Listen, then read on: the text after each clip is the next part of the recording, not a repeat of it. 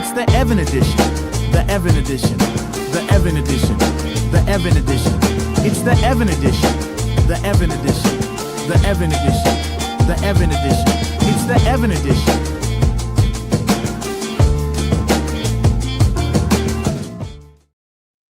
Welcome back to the Evan edition, where we talk movies, TV, comics, pop culture, and everything in between. I am your host, Evan Bernstein, and today we have a huge episode. D23 2026 just wrapped up, and Disney gave us a massive look at what's to come next with Marvel, Star Wars, Pixar, Disney proper. We finally got our X-Men, some of them announced. More footage of Doomsday. And there's obviously way too much to cover from D23 in one show. So tonight we're focusing on the announcement that got us the most excited. The ones we think are actually worth digging into, especially with these guests. And I couldn't think of any two people better to break it all down with me. The man who always comes ready with a great take. We got Zach Goldburn in the house. How are you, Zach? I'm doing good. I'm excited to get into D23. Well, it's half of D23. The other half, yeah. It's still the exciting stuff. And I'm also happy to welcome back Insatiable Blonde. You guys might know her as Blondie, who always brings such a fun energy and a completely great perspective on the things that we love. Blondie, welcome back to the show. Yeah, thanks for having me back. I'm super excited to talk about all the exciting announcements because there was a lot, so cannot wait to dive in.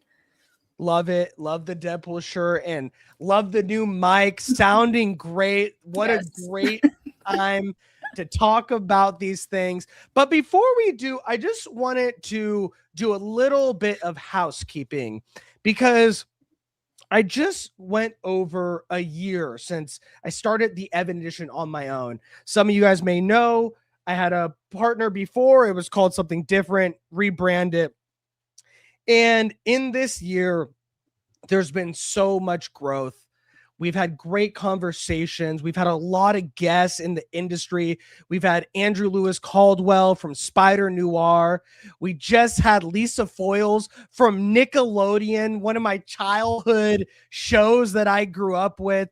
We had Megan Fitzmartin, a writer of Supernatural and also DC Superhero Girls and a bunch of other stuff that we love. We've had Impound Comics on here. We've had all these great guests. And it's been such a great journey. I'm almost at 500 subscribers. It might not seem like a lot, but it's a lot to me. And TikTok, I'm over 1,500. In Instagram, I'm over 800. There's just been like so much great growth.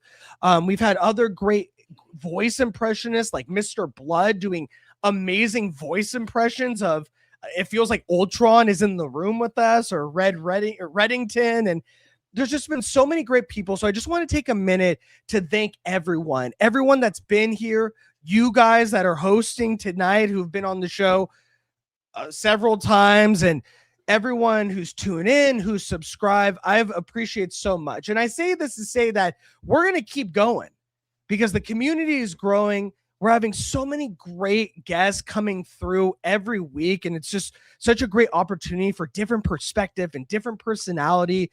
And it's just been such a blessing and something that's made me truly, really happy. Something that I don't know about you guys. I don't know about the audience, but I need this in my life. I need a place where I can nerd out. I can be myself. I can talk about the things that we love.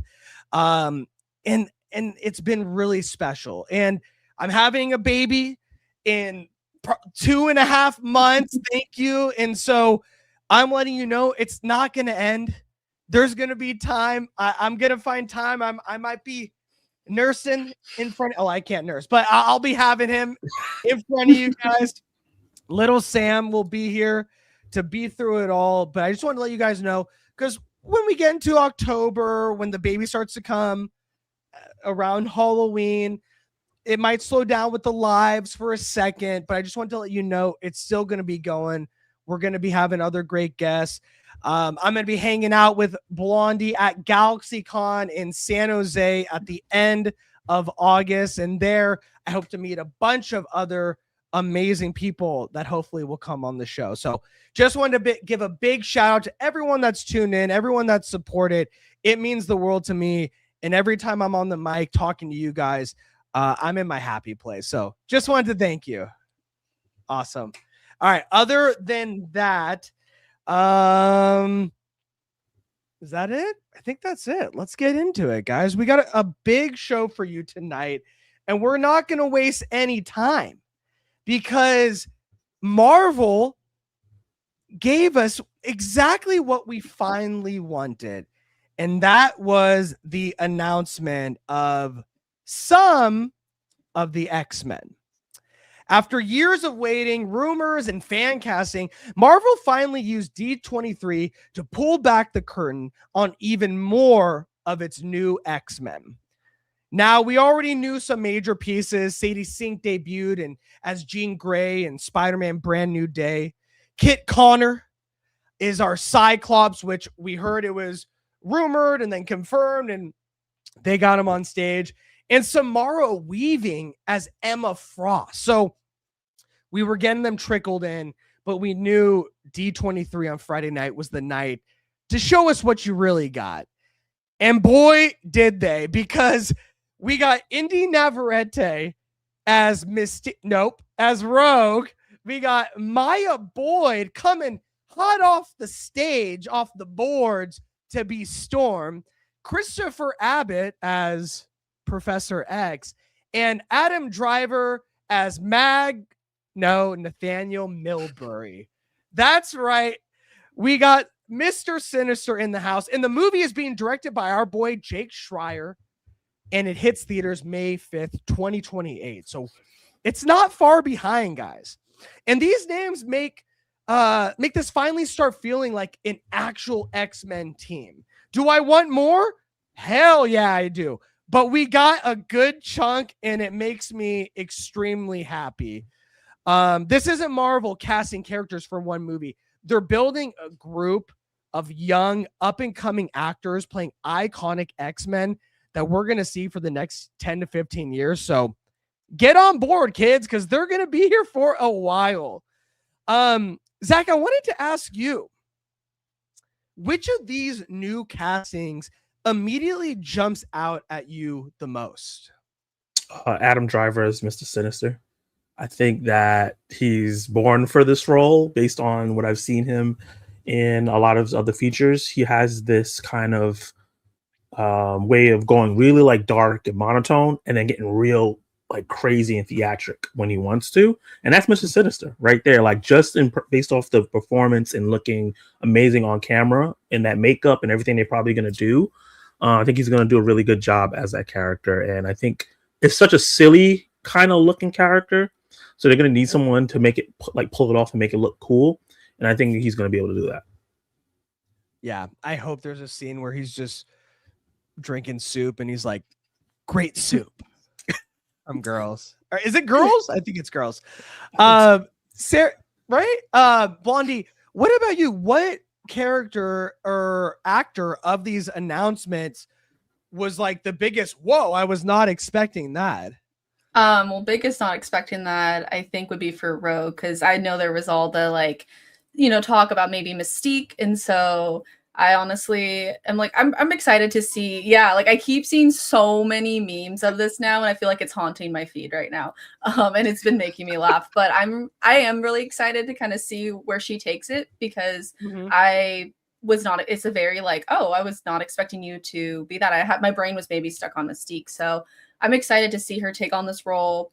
And I'm really hoping it can bring just a new generation of X-Men fans to this, since it sounds like we're really going to be starting from the beginning. So I'm pretty excited about that one. Yeah, I felt the same way. At first I was like, no, yeah.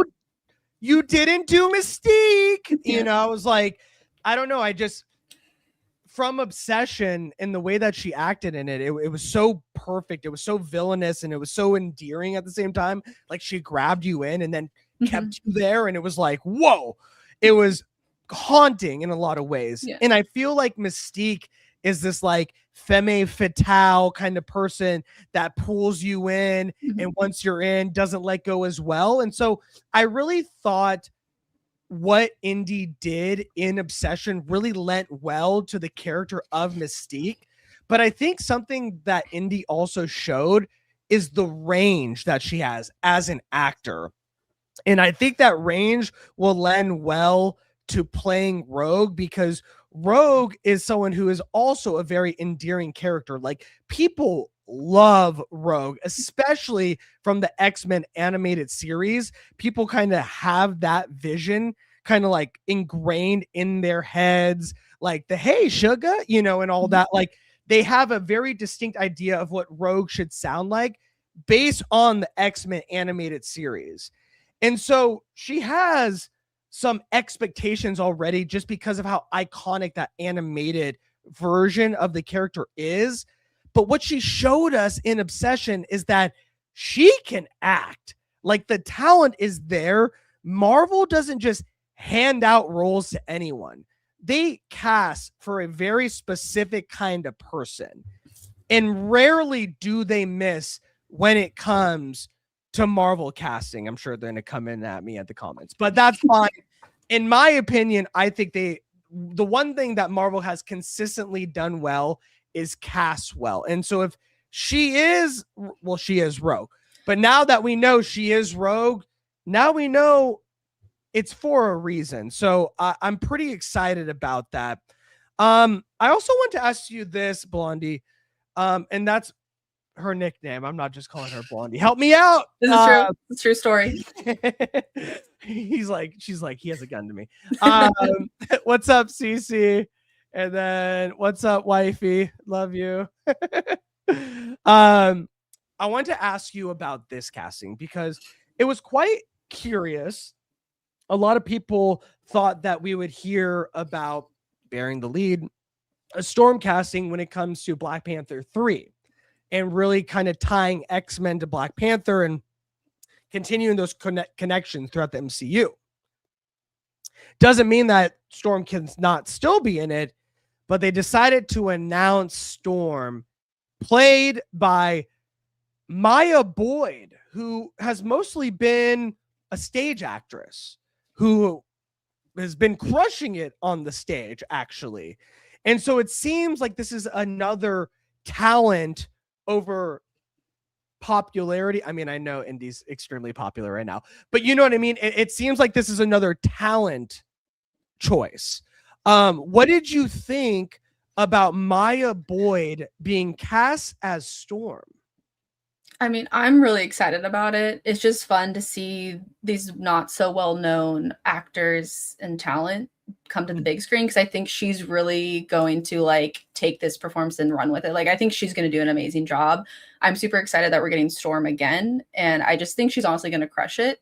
And I think she's going to probably surprise a lot of people, because then everyone's maybe is kind of, you know, wanting the old Storm or like different, you know, other actors. But I honestly think like she's going to crush it, and I'm really excited for her to like be able to take on this role and just really set a new, you know, track for Storm. And hopefully, yeah, like she could maybe make her way into like the Black Panther movies that are happening. Like, I'd love to see her involved in that somehow based on some of the comics that I've read. So I'm pretty stoked about it. And I just can't wait for her to, you know, prove people wrong or just really, you know, show them like that she is Storm, because I think she's going to do a great job. Yeah, no, I totally agree. I think it's an interesting choice, but I also think it's kind of telling of like where Marvel's head is at, is that they don't need all the big popular up and coming actors. Like, they're looking for talented actors to carry a franchise and a universe for the next 10 to 15 years. Zach, what did you think about the choice of Maya Boyd as our MCU Storm? Finally. Yeah, I'm excited that she got casted over some of the other names that we've heard, because theater actors are trained actors, and they are good at embodying a character and not just playing themselves. And Storm is a very specific type of character that has different elements to her that she's going to have to pull from. Not only everybody's talking about Inde doing an accent, she's going to have to do an accent for Storm, and that's important too. I feel like Alexander Shipp didn't do it Halle Berry didn't do it. I think to bring some authenticity to Storm, add a little regalness to it. Let's add an accent in there as well. And I think that she can pull from her Broadway performances to be very theatrical. Like Storm does these amazing monologues before she does anything. That is an actor's dream. And I think she's going to be able to just go in there and do it and don't have any like expectations of like, I wanted them to do this based off previous performances. Everybody's just going to be there to watch her play Storm. And this is the things that Marvel used to do back in the day. They used to hire people who worked but weren't super famous. Like Chris Evans wasn't super famous before he became Captain America. He was in a couple stuff. Some people knew who he was, but he became a household name because of Marvel. And obviously Robert Downey Jr. was known. Chris Hemsworth was not known at all. It feels weird now because he's such a big star. So them grabbing people like this, I think, is the best idea for the X-Men. Yeah, no, I totally agree. And you were saying that, I was thinking, if they don't play that Kendrick song where it's like you're looking like Halle Berry, Alicia Keys, that girl's an alien.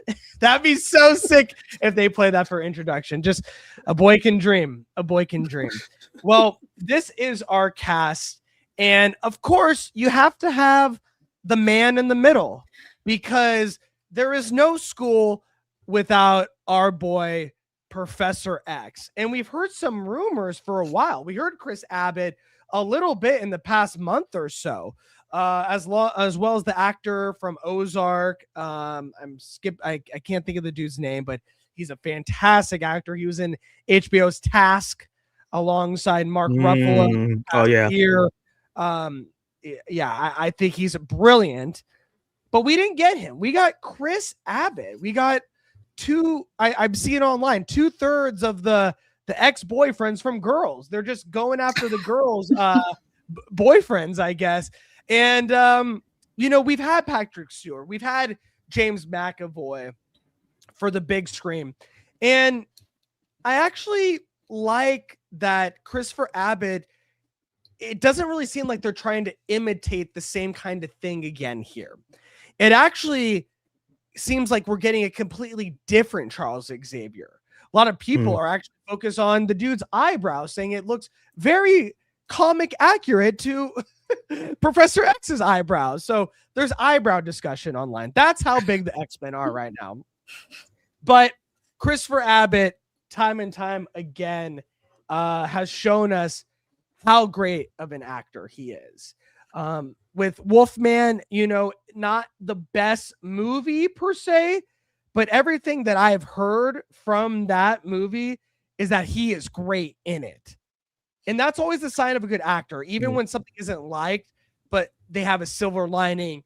This dude still crushed it. For me, I was introduced to Christopher Abbott. It Comes at Night, which is a fantastic movie. I actually took my family to see that movie because another movie was sold out. They had no idea what they were getting into, scarred them for life. So sorry, Mom. That's a wild movie to take the family to. But when I was in the theater with them, I was like on the edge of my seat. I was like, this movie is so good. It was one of those movies that shows, there's always these movies that show that Joel Edgerton is one of the best actors doing it. He's been doing this for a while. The Netflix movie that came out last year with him. And so it was like Joel Edgerton, Christopher Abbott, Carmen Eogo, Riley Keough. It was like a great ensemble. And Christopher Abbott stood out as this very like sinister, eerie type of person. And it's so cool to see that he's had these skills for a long time. And the clues are there again that Marvel is really going after people that have the chops, right? They did it with Robert Downey Jr. from the very beginning, and that pretty much set a precedent with Marvel. We are going to cast talent. I know they didn't want to hire him originally because of his, criminal past, but they did, and it did them wonders. And so now they've kind of followed this path of talent over everything. And I think that is another example when it comes to Professor X. what did you think of Professor X casting, Zach? This is the one that's the biggest question mark for me. I've seen Christopher Abbott in a bunch of things. Yeah. Oh. And I don't know if I see him as Professor X in my head. Like that one's the least clearest path of me envisioning it. I'm gonna give it a chance. Obviously, he's casted. Go with open mind. I hope he crushes it. But when I just think about what I've seen him before, I don't see any Professor X in any of his past performances, and I don't know how he looks bald. So that's going to be very interesting as well. So we'll see. What do you think, Blondie? I mean, I'm excited again for them to kind of, it feels very refreshing. Again, I don't know much of his work by maybe just like a few of his films. And I did enjoy his acting in it. It's going to be interesting, but I'm also very much like, I'm not going to judge until I see them on the screen and how they look, because I feel like a lot of actors that I'm kind of like, I don't know how they're going to do. And I watch them, I'm like, wow, they actually like surprised me and they did a great job. So I'm trying to be very open-minded and be like, you know what? I'm going to trust that, since they're revamping the X-Men, that they picked him for a reason. So I'm excited to see what he brings to the table and how he, shows up as Professor X. Cause yeah, he might surprise all of us and we'll be like, wow, like, the one that we least expected to fit actually did a great job. So I'm just trying to be very open-minded about it, because I think it's going to be just a really refreshing time for the X-Men. So fingers crossed that it all goes well, because I would like more X-Men films in them to actually, do well and keep going forward. So that'd be awesome. It's the closest I could find. Oh. But it's not all the way. It's not all the way bald, but yeah, I could just kind of cover it. This was an interesting. This was a interesting. Yeah. It was an interesting choice for sure. I mean, this guy's a very, very like enigmatic kind of character, and like Professor X is like a very stalwart person. You know what I mean? He's like keeps things very close to the vest, unless he's like, Magnus, I love you, and like it comes to Magneto and it's like, okay, dude, like keep it in your pants, bro. But other than that, it's like he's pretty like kept together, and he doesn't really go up or down with his emotions. He's very like even keeled the way he speaks. And so it's an interesting choice, but and yeah, CC, so people are curious. This is probably the most curious casting out of all of them. It's probably the biggest, as Zach was saying, head scratcher, because it just kind of came out of left field. Regardless of the rumors of it, the actual casting itself, it's like, interesting. Before we get into Jean, because I want to talk about Jean one more time, I had a feeling after this was all announced, when all the X-Men were announced, I was like, awesome. We got Rogue, Storm, Cyclops, Jean, Emma Frost, Sinister. Wait, we're missing a ton of people. What the heck? That's kind of the reaction I had when they announced it. This is a random ass group of X-Men, and I don't think a lot of people are really talking about that. Like, yeah, we got the cute couple, we got Cyclops and Jean Grey, and then Rogue and Storm. Like, this is not an X-Men team to me. This is random X-Men characters, but beloved X-Men characters that people love, and you're kind of like putting them all together in one. So I find it interesting that, like, where are the X-Men? Like, this is some of the X-Men, but it didn't really show me what this X-Men team or story could even look like based on these random X-Men characters, some of which came into the X-Men at completely different times. And so it's very interesting that they're using these types. Something else I found interesting, as I was getting so excited, I had to go back and watch X2, X-Men United, this weekend. Something I really loved about the structure of the X-Men in the Fox films, the OG ones, is that there was always like the older X-Men and then the new X-Men, right? And so the older X-Men are now the teachers. So you have Storm, Cyclops, Jean, Professor Wolverine, sometimes Beast, right? And then under that you have Rogue, Iceman, Pyro, like, and so it was a way that you could have the X-Men come in and out and have a revolving door of X-Men characters, which is very similar to the comics. But with these X-Men, it seems like this is truly the origin story of the X-Men. Like Professor X starting to build a school, having picking up strays, helping them out. And so it's like, okay, we're doing a straightforward origin story of X-Men. That means we're not going to have that revolving door, that it's going to evolve over time, and it's going to take time. And so it was interesting to me to see like the old X-Men and how they did it, and see the new X-Men. Do either of you guys take this? I was just curious. Do you guys realize that at all? And what do you guys think about that approach to the MCU X-Men? Yeah, I mean, okay, I was like, oh, wait, but yeah, I think it's very interesting. I did think that, where I was like, this is a very random group of X-Men, especially with the announcement of Sinister. I was like, oh, he's just popping. Like, they announced him, and that's a very, big villain for, such a random group of X-Men, that I was kind of thinking like, okay, maybe they're introducing some of the more well-known ones to the public, and there are going to be, like Iceman and some of the other ones. I mean, like Nightcrawler would be super cool, but I don't know if they would throw him in there in the mix. But I really hope to see more of him, because he was one of my favorites. But I'm just definitely curious, because you have, even with Emma Frost, like she's, a much older casting than the rest of them. They all seem like they're going to be coming in, more so like the younger versions of these characters. So I'm very curious what her role is going to be in it, considering, from the comics, I know in the past, like I talked about this with my friend, I was like, yeah, because she, she dated Cyclops at one point. So it's a very interesting, like, age gap to me, that I'm wondering what her role is going to be. And then also the fact that Sinister's in there, again, is very random. So I'm thinking maybe they're really just trying to like build up of like, yeah, he opened up the school, because we saw at the end of the new Spider-Man movie that Jean was leaving and going towards what we could maybe assume would be the X-Mansion, or maybe finding her way at that direction. So I'm wondering if this is just going to be a very new and refreshing take on the X-Men, of like they're actually being picked, like we're seeing them get recruited by Xavier. So I'm like super excited about it, but I'm also very curious. I'm like, okay, like, are we gonna have more X-Men in here? Is Gambit gonna show up? Because I would love to see Gambit and Rogue on the big screen together, instead of in like separate Gambit movies.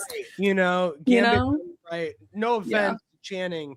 Dude's like 45. Like, I want to see like it, Awesome. I want my boy Austin Butler coming in. That'd be cool. Oh my God, I would love it. Zach, I want to ask you a different question. I know you got something to say on this one, but I'm curious about this, because we are hot off of the hottest Marvel movie of all time, Spider-Man Brand New Day, who introduced our girl Jean Grey, one of the founding mothers of the X-Men, and really establish her in a way that was very different than I would have introduced someone that people are supposed to fall in love with. I wanted to show you this clip where people have been talking a lot of ish about our girl Jean Grey, when I had a different perspective after sitting with all the horrible things she did. I want to show you this clip real quick, okay? Jean does a lot of things that are very difficult to defend. I know that. She possesses an older man and sends him into traffic, and he gets hit by a car. And she hurts people and makes choices that feel irredeemable. The scene where she enters MJ's mind and convinces Peter that she's MJ and that MJ remembers him is extremely malicious and terrible. And I understood why some viewers said they disliked this introduction, because Jean initially feels almost too evil to defend. And so I sat with that for a while, because I was not sure if I liked the interpretation either. But the more I thought about it, the more I realized this is what mutants are. A lot of mutants are young, frightened, new to their powers that they fully don't understand yet. And it makes them dangerous. And sometimes it makes them do terrible things, terrible choices. And those incidents are part of why the world becomes afraid of mutants. The world that we know when it comes to mutants, people fear mutants. And Jean is not being introduced as a finished hero. This is not a finished product. She is being introduced at the lowest and most frightened point of her journey. And I think what we're witnessing is a redemption arc, where we truly see this person go from someone extremely questionable and lost in the world to one of the greatest heroes in the X-Men. So that was a long-winded clip of Evan. And I wanted to ask you, because I saw a lot of backlash online comments on this clip, that a lot of people think that that's pretty unredeemable what she did, that it villainized her maybe too much, which is weird for someone that is kind of the heart of the X-Men, and which is why it hurts so much to the X-Men when the Dark Phoenix saga happens, because she was their heartbeat and now their heart is ripped out. Do you think that the representation shown of Jean, our first introduction, was too much, that it made her unredeemable? Or do you agree with that smart bald dude? I have a lot of thoughts about this one because I've been seeing all the debates, and most of it has been negative towards the portrayal. And I gotta say, part of it is because she's a woman, because they did the same thing to the Ironheart character, because she was kind of a jerk in that series. So a lot of people got on that character. And I thought about, well, if you think about how Tony Stark was before he became Iron Man, he was a warmongering billionaire that blew up places and sold stuff, but we didn't really get to see it. Now we're getting to see these characters from when their inception and before they become heroic and grow into that. People love Loki. Loki did some terrible things in Avengers 1. Right. And in Thor, and in multiple movies before Loki the show came out. And we have a couple characters that we all love, like Scarlet Witch is one of the most beloved characters in the MCU. She was a terrorist before she became a hero, and it ended up being a villain anyway, and we still want her to come back. So yeah, I do think Spider-Man almost killed a police officer. You know what I mean? Yeah, Spider-Man, he's my favorite superhero, but he is very I'm cool with surveillance, cool with the cops kind of character. So there's always that fault in his character as well. I think that Jean is always that character, and the X-Men as well. People do not realize they are not superheroes. I think that's the main problem that people have with the X-Men and understanding. They play in a lot of gray areas. They are basically a sovereign of people that are trying to protect themselves and be left alone so they can just live their lives. And they so happen to do heroic things sometimes, because if they don't, the world will end. Like that's kind of it's like, well, we're gonna get affected by this, so we're gonna fight Galactus. But something that maybe the Avengers can handle, I got that. We're not coming out here. We're just gonna stay in the X-Men. So I think that's where people are struggling, and I think that's gonna be a problem with the X-Men. If this is the direction that mutants are going to be going through in the MCU, there's going to be a lot of people who are going to struggle with that interpretation of the characters not being superheroes and more being just people who are special that's being targeted and just trying to protect themselves. Yeah. No, I think it's a good point. I mean, Cece's saying, period, it's because she's a woman. I found nothing wrong with her portrayal here. Well, I mean, she walked that old guy into the car, but he's fine. He was in the after credits, and he was sitting. He was fine. He can crawl. He can still sit. Kidnap my sister if you want. Yeah, Cece will wreck you. Yeah. Did you feel that way too, Blondie? I know we gotta move on soon because X-Men is gonna be the whole the whole episode. Yeah. But I did want to talk about this because Jean is a central part to the new X-Men, and we're going to be with her for a very long time. Did you feel that it was too, that it was unredeemable, or did you also agree that no, this is just the beginning of her redemption arc of the hero that we will see her become? Yeah, I agree with Cece on this one too. It's like, look at this guy. If I had puppet show. If I had, a sibling or even just my best friend, if someone kidnapped them, like I would do anything, if everything, to go get them back. And if it was my dog, I would probably not be a hero. I would probably be a villain, and that would be fine. I would accept that. But be John Wick. I do. Yeah, right. Exactly. I'm like, I think she's valid. I would love to see that.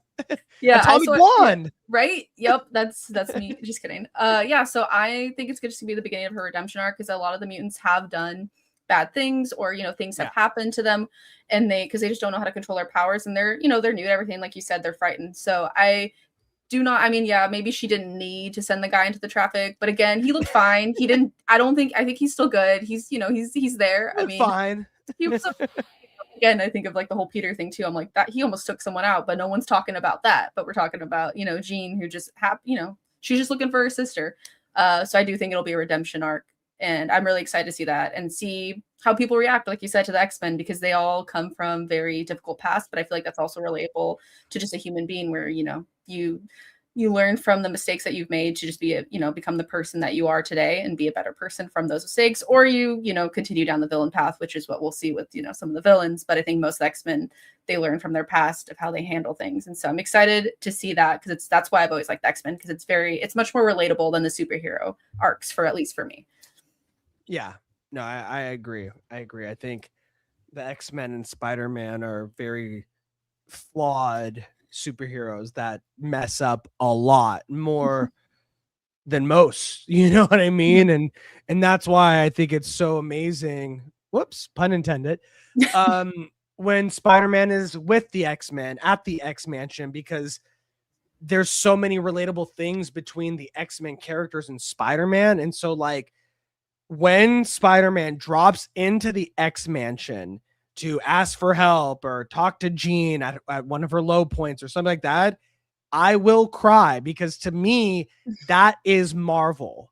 That is Marvel. Like in the comics, in the animated series, when it would mesh in that way, and I'd see Spider-Man at the X-Mansion as a kid, I was so happy, because it showed me that this is all interconnected. Like this is a living, breathing universe. So when that happens, waterworks are going to come, and I cannot wait. You guys, let us know what you guys think. We went over so many X-Men, and there's still better be so many to come, but this is some crazy castings that we got. We got Inde, why? I feel like you don't love me. We got, I'm not going to keep doing it. We got Christopher Abbott. I don't know any of his lines. We got other people. Let us know what you guys think about some of the X-Men that have been announced at D23. Drop a comment below. Let us know your thoughts. All right, guys, with that down, we got to watch. That's right.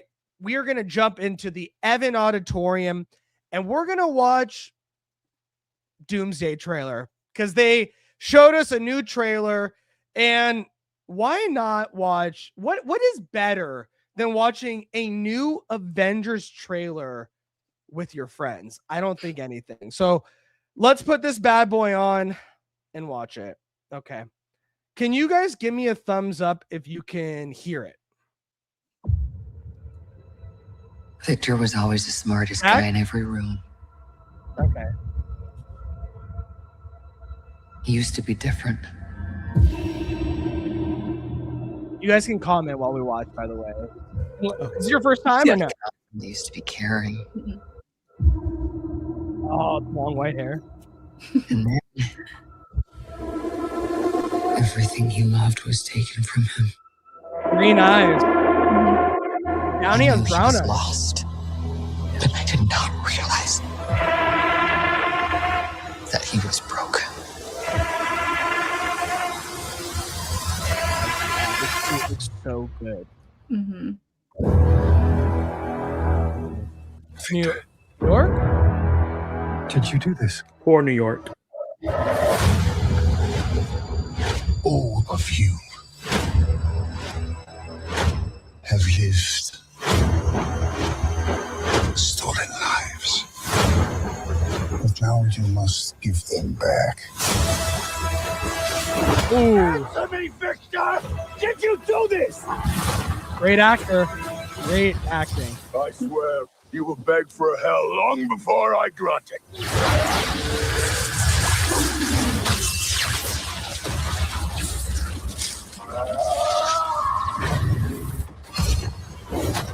Hell answers to me. Poor Thor. Yeah. For Poor Thor. I am doomed. God, that suit looks so good. Did it cut out? Yeah. Okay, cool. Dang. It's those Sentinels. My heart hurts.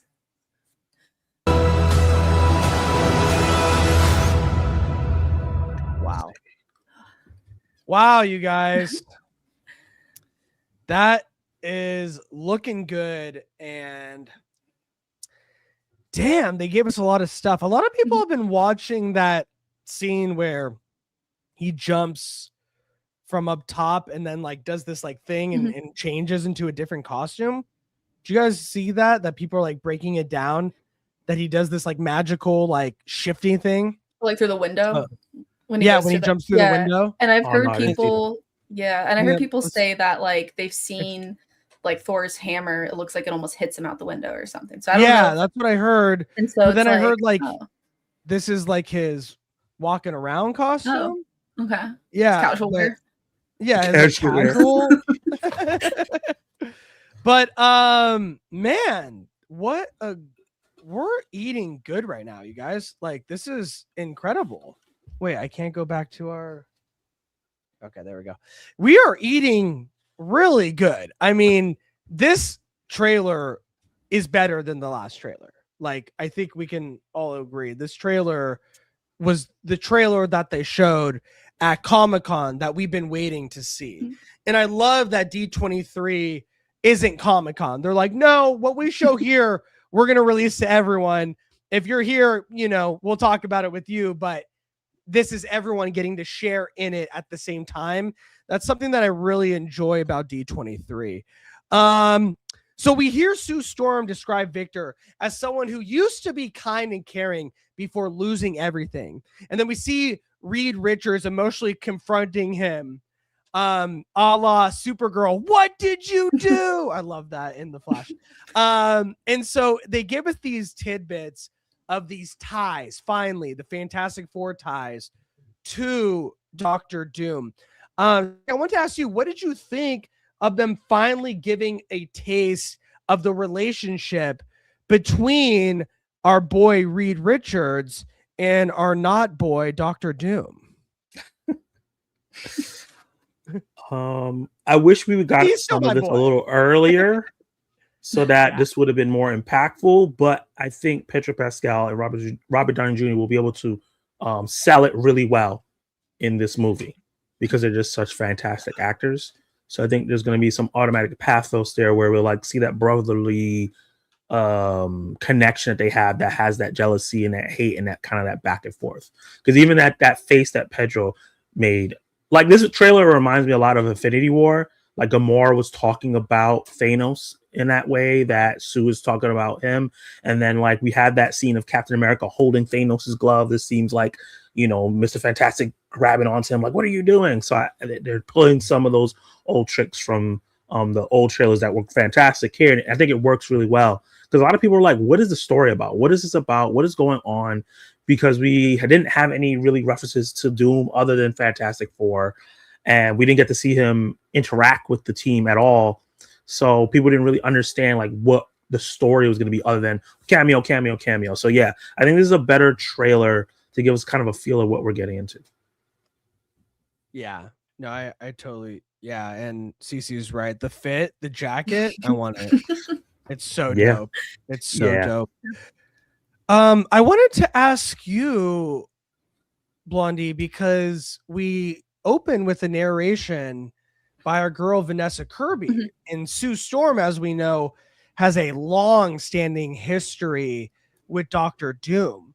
What did you think about her being the one to let us know that, you know, basically we grew up with, you know, we grew like Victor, we grew up with him, like he's doing this because he lost everything. What did you think about those lines that she was feeding us? Yeah, I mean, I do really like that it was her that delivered it because it comes from a place of, I feel like, compassion and care, where maybe the other characters might be angry at what he's doing, and she's looking at it like, look, like, you know, he's gone through a lot. Maybe we can kind of talk to him. We can get through to him, because I feel like there's going to be a lot of just like anger and, you know, and angst like with this character, and people are going to get super upset that he's, you know, looks like he's destroyed all of New York, you know, and I'm sure he's going to destroy a lot more. You know, in the trailer, there's all the debris. So I'm definitely thinking she's going to come from a more, try to give us a human, like, you know, characteristics of him, and versus like, oh, he's this big monster. So I think it'll be great to see how that plays out. And I'm very curious to see what moment she says that to, you know, to them, if it's to like the Fantastic Four, if she's talking to everyone, because I think she's gonna try to be like, look, like it's kind of like that, you know, he still has good in him, like we can, you know, help him, like that's what we do, we help people. And I can see maybe Reed Richards, based on, you know, that reactions, that he might get really mad, like, no, he's a villain, we gotta, like, you know, stop him type of thing, which I'm sure some of the other, you know, Marvel characters are not going to see him as like, oh, we can help him, because he's probably going to do a lot of damage, because he seems like he's going after all the people that have, you know, the stolen lives, which is very interesting. So I think he's going to be really fixated on that. And I do think, I don't know, I'm excited to see where that line comes into play, but I think it's just helping give him a more human feel, you know, versus just seeing him as some monster that's destroying stuff. So I think that's why they might have chosen her, because to get that more compassion side of things. But yeah, I'm super excited because I love Doom, so this is going to be just a ton of fun, and I can't wait to see what they do and what's going to lead up to that moment of him just kind of deflecting Thor's, you know, attack. So yeah, I agree. I think, you know, Endgame worked because underneath all the spectacle, it was personal. You know, Infinity War was personal. And if Doomsday wants to reach that level, Doom can't just be a threat to the multiverse. Like, we have to understand why these characters personally need to stop him. And what this trailer showed us is that there are characters that have personal ties to Victor Von Doom, and that is going to give us the emotional weight to actually care about what is going on. And the fact that this second trailer finally gave us those emotional ties means that we are finally getting something that we can actually like attach emotion to and hold on to, because this is personal and there's people that we know and there's stakes. And that's really what makes these Avengers movies so good, is when it's personal and there's stakes. And I think by them setting that up in the second trailer, we're going to get more of that. And so I agree with Zach. I do wish they kind of started with this trailer, because if they started with this trailer, oh my God, people would be, I mean, they're going to be talking about it nonstop. But I just think it was interesting to start with that trailer instead of this one, because this one set up so much without doing any real heavy lifting and gave you the emotional stake. So let us know what you guys think. What did you think of the new Avengers Doomsday trailer and the new footage that they showed at D23? And did this take your interest and pique it? Or do you still need a little bit more, because right now you just think it's the Russo brothers playing with their action figures? Drop a comment below and let us know your guys' thoughts. All right, guys, with that down, we're going to jump into the Evan Edition Auditorium again, because we have another trailer to watch. And I'm really excited about this one, because one Marvel project that I absolutely do not want to get buried under X-Men and Doomsday and all these bigger things is Vision Quest, because we finally got our first look and trailer, and I thought it was fantastic. I am a huge WandaVision fan. I think it's arguably the best Disney Plus Marvel show that they have done. It was definitely the biggest water cooler show where had everyone talking about it week to week. And it was one of the best times post Endgame that I had with a Marvel project. And I still think Agatha all along was incredibly underrated as well. And it seems like Vision Quest will be the third in the WandaVision trilogy to conclude what was started with WandaVision all those years ago. So I cannot wait to see this show. And we're going to watch the trailer with you guys right now. You guys ready? Yep. Mm-hmm. Let's go. Let's get it. Woo! Oh, wait, I didn't share my screen. Gotta do that first. Okay, dokes. All right, here we go. This is Vision Quest trailer. Don't take us down. Before you started working here, I remember when you'd come in all the time with that redhead. I was a different person back then. Same place as Infinity War when they're vacationing?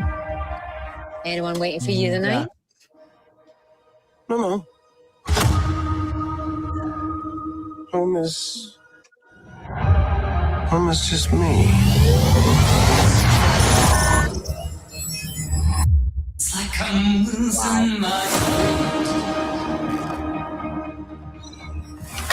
Who am I? I was an Avenger, but I'm not a hero anymore. I have his face, but not his virtue. All I have is his name. Welcome home, Vision. This house is getting crowded, Vision. Ultron! Human avatars only. So I cannot overstate the dangers of keeping him around. Yes, but he is Dad, Miss Papa, Peepaw. Mr. Blood's gonna have a lot of lines to be able to do after this. that family wasn't real. You sure about that?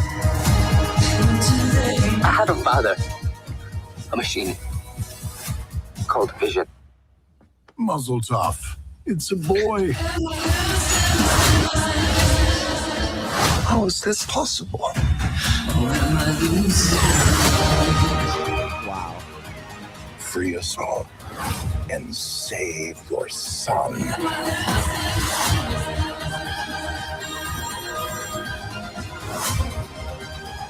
I wish to understand my purpose. With a genocidal maniac inside your head.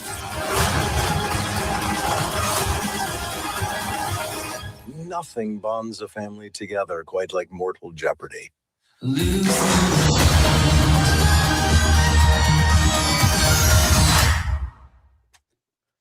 Woo! Well, my friends, that is Vision Quest. We finally got a trailer, and this scene reminds me so much. You guys ever see the movie Toys with Robin Williams? Yeah, I love that movie. Yeah. It was so weird to me. LL Cool J's in it randomly. Yeah, I don't know why. This just seemed very Toys to me with the clouds and the blue and the coloring. But how epic is this poster? Like, I was gonna say, what a poster! Yeah. Jesus, this poster. Sorry for anyone that's listening on audio, but this poster is absolutely incredible. I need to get this commissioned as a painting. Mhm. I have a WandaVision. I showed this in the last episode. Have you guys seen my WandaVision commission painting? I don't think so. Let's go. Yeah, I was like, I think you should still show it, even if we had. I gotta say that we're getting back to good posters for movies and TV shows. A lot of times it was just like the floating heads. Yeah. Ooh, Oh, I like that. That's amazing. Awesome. Oh, I like that. Yeah, with the reflection. Oh yeah. That's sick. This is just, it's, WandaVision. I think it's a double-edged sword. I think it might have hurt Disney Plus Marvel shows because they set the bar so high.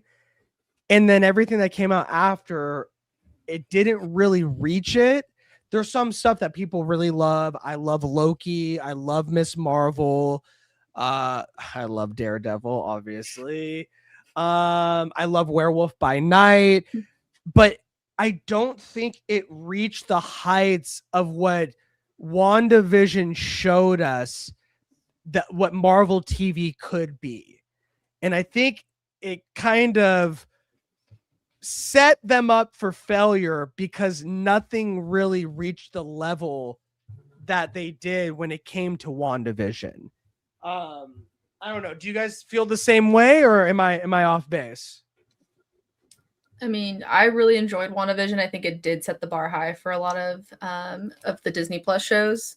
But again, I enjoyed like Loki and Agatha all along. So I just think maybe it just did so well that I guess maybe we just had higher expectations of some of the other Disney Plus shows. But Yeah, I know that it definitely, I mean, even the visuals were great in WandaVision, the twists and all that. Yeah. So it's like, I think we were kind of craving more of that. And so when we kind of didn't get something similar with the other shows, we're like, eh. And it's like, but again, Loki was great on its own if you don't compare it. Like, and again, I loved Agatha all along. I know that one, everyone's like, Same. oh, like, eh. And I was like, no, like, you need to watch it. No. It hit, it like scratched that itch that I needed, with WandaVision.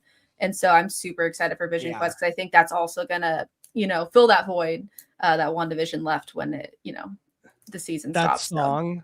from Agatha. Oh yeah. Down the road. Like it was like Yeah. So this good. is so good. Yep. Stuck So in my I head really thought I forever. was gonna hate that show because the trailers did not work for me at all. And then I watched the first episode was kind of, and after that, I was like, oh, I love this. This is great. Loved it. Catherine Hahn. I love all of the Marvel Disney Plus shows except Secret Invasion. I think that's dog water poopy.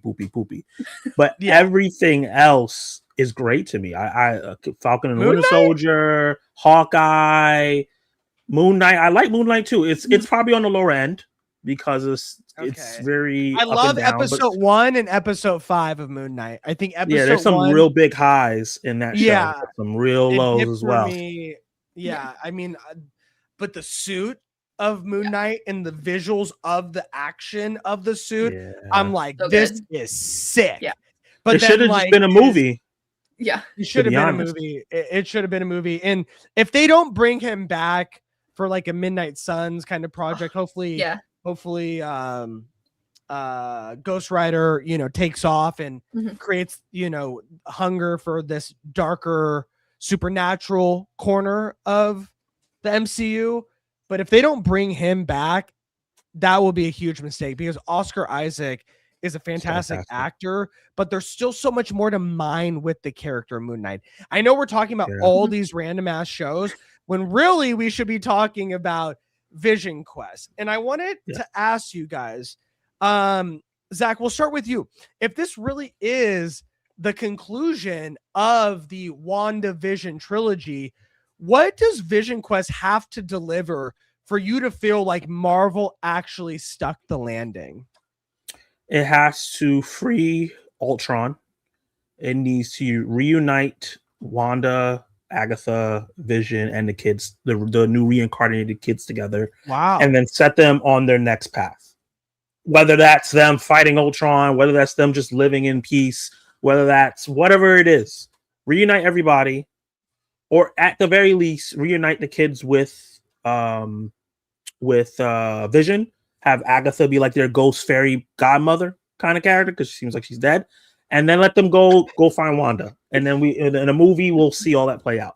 I think that's what that whole thing needs to accomplish because it started off with Wanda wanting a family, wanting Vision, and for the trilogy to kind of end with them all together. I think that will be a perfect because all the characters in MCU, I think these characters need some damn peace. 100%. So much. And a lot of it is not even their fault.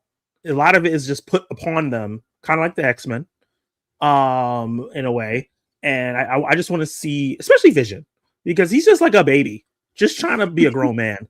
Let him live, Yeah. So do you think that it will conclude in Vision Quest, or do you think that it will conclude in a movie, a Scarlet Witch movie that's set up after Vision Quest?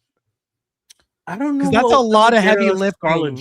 Yeah, it is a lot of heavy lifting. Yeah. I think the fact that they're introducing speed in the series and at the end of Agatha all along, Wiccan and Agatha are looking for him makes me feel like at the end they all will be together. I don't know if Wanda will be there as well because we don't know the status of that character.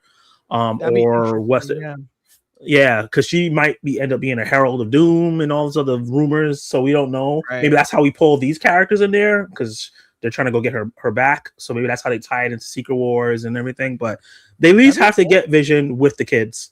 Have Agatha there because she's just such a great character, and then point them in the direction of Wanda. That's what I want for this series to end the trilogy at least. I like that. I like that a lot. Man, we've been an hour just on Marvel. So 20 minutes. Sarah, before we move on, I just want to ask you, how does it feel to finally see Ultron back in the fold? Amazing. I mean, I've always liked him, just because I've loved Spader so much. So I think like he does a great job of it. And I think it's very interesting to see him in this, like in kind of Vision's mind, like he's still there. So he's still lingering, within him. So I think it's going to be really cool to just see that relationship and see how he's able to almost like overcome his demons. Cause I feel like that's what kind of Ultron might be representing to Vision. And so I'm really excited for that. I love that we see them in like a human form too. Like we see the human version of him where he's like, hey, like, no, I said, only like, you know, human, right? And so I think it's like, I think it's going to be, and it's almost like, I wonder if he's doing that because it's almost like he's trying to block of like, yeah, you're not, if he doesn't see Ultron for what he is, he's kind of like, okay, he has like a disguise on. So he's almost like avoiding it. So it's like, he hasn't accepted that Ultron's a part of him. So I think it would be cool to see maybe even towards the end where you see Ultron more in his normal form because Vision's just accepted like, okay, yeah, that is what is, you know, part of me. Versus it seems like he's almost trying to like put like a sheet over it and be like, all right, you're not what I, you know, think you are. And then kind of push it to the side because it looks like we do see a bunch of other AI in his head too as well from like what Tony Stark's made and whatnot. So I think it'll be interesting to see how that develops. Yeah, I totally agree. And this just made me more excited to see the trailer, to see the footage, because we've been waiting for so long. We're like, when is Vision Quest coming out? I thought it was 2026. Yeah. Finally, they're like, okay, October, it's coming out. We promise. Another Halloween kind of centric, great time to watch this kind of style of a show, which I really love, which lent really well to watching Agatha all along. I was really happy about that, which is funny because we were starting the podcast when Agatha first came out. So that was like the first show that we reported on, and that means a lot to me. So I just remember those times, and yeah, Agatha completely blew me away. The only difference is Jack Schaefer, she did Agatha all along, and she did WandaVision. And she has a mastery when it comes to the supernatural corner of the MCU. She does it in such a good way. Terry Matalas is the showrunner for Vision Quest, and he show ran one of my favorite sci-fi shows of all time, 12 Monkeys, which is absolutely fantastic and one of the most heady sci-fi shows that you could watch. And so this man knows how to do sci-fi.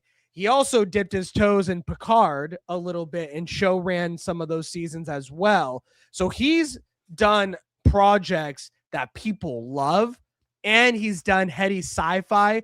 So I think Terry Matalas is the person to handle Vision Quest with care and give the people what they want and tell heady stories in a very personal way.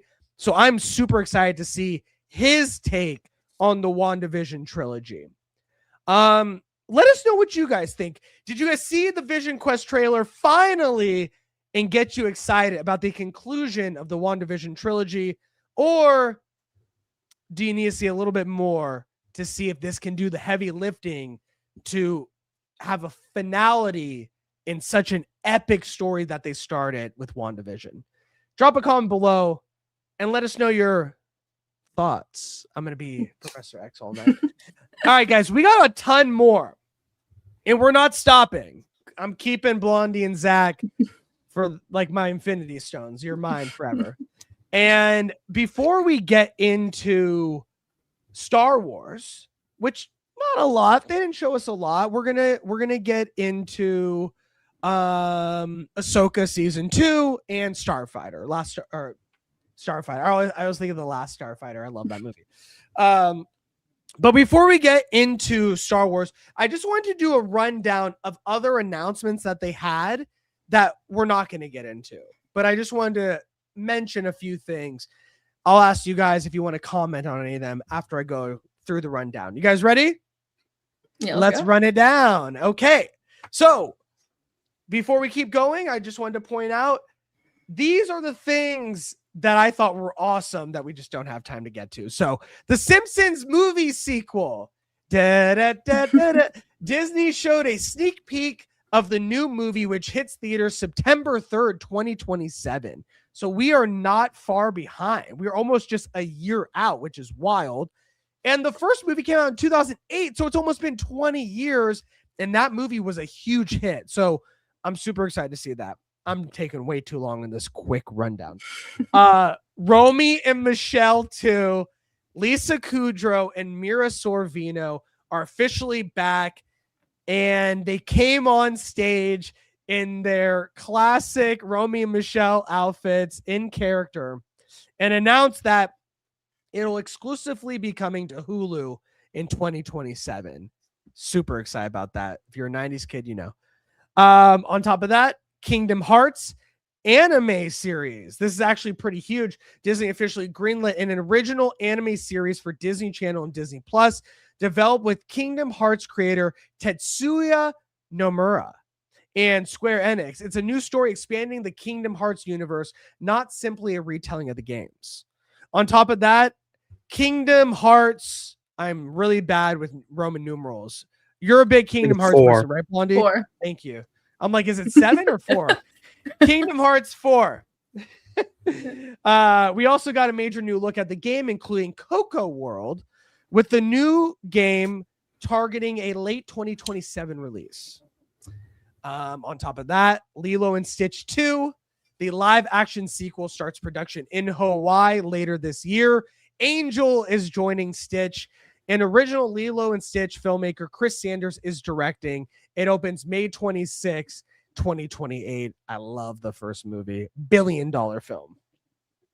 Top of that, Catherine Hahn can't stay gone forever because we see her as Mother Gothel in a live action Tangled. We see Tegan Croft as Rapunzel and Milo Mannheim as Flynn Rider.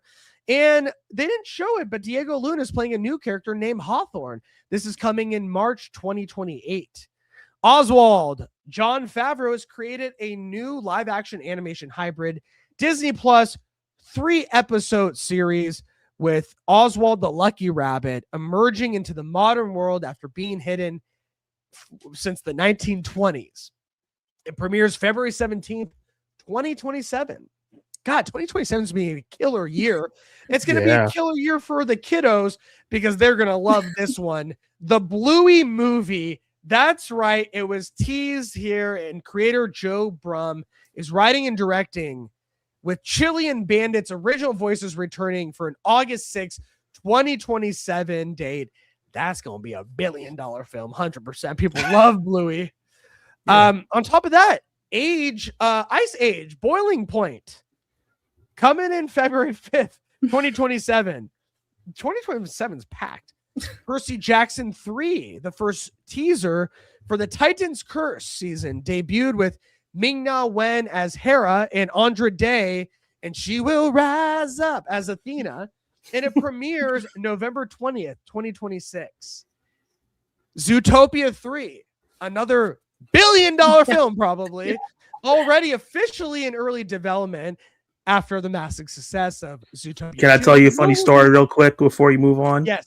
Yes. So me and my mom watched Zootopia movies in theaters. We saw the first one in theaters. We saw the second one in theaters. So she's like, "Oh, Zootopia 3 is coming out this weekend. Let's go see it." And I'm like, "Mom, there's no way that Zootopia 3 is coming out. We saw the last one last year." And then she was like, "No, I saw it. It was like Paw Patrol." I was like, "No, that's Paw Patrol." And I'm not going to watch Paw Patrol 3 in theaters with you. Are you sure? You could just tell her it's a spinoff. No, she'll be very, very confused. She's like, "But there's animals." Like, what the hell? What? It doesn't look the same. She's like, "Where's the rabbit? Where's the where's Judy? Where's my family? Like, what the hell?" Okay, I love it. Well, she's gonna have to wait a little bit longer because no release date yet. On top of that, they showed Marvel's Wolverine video game. They showed new footage. And it has a firm release date now of September 15th for PS5 release date. And last but not least, this is The Greatest Show.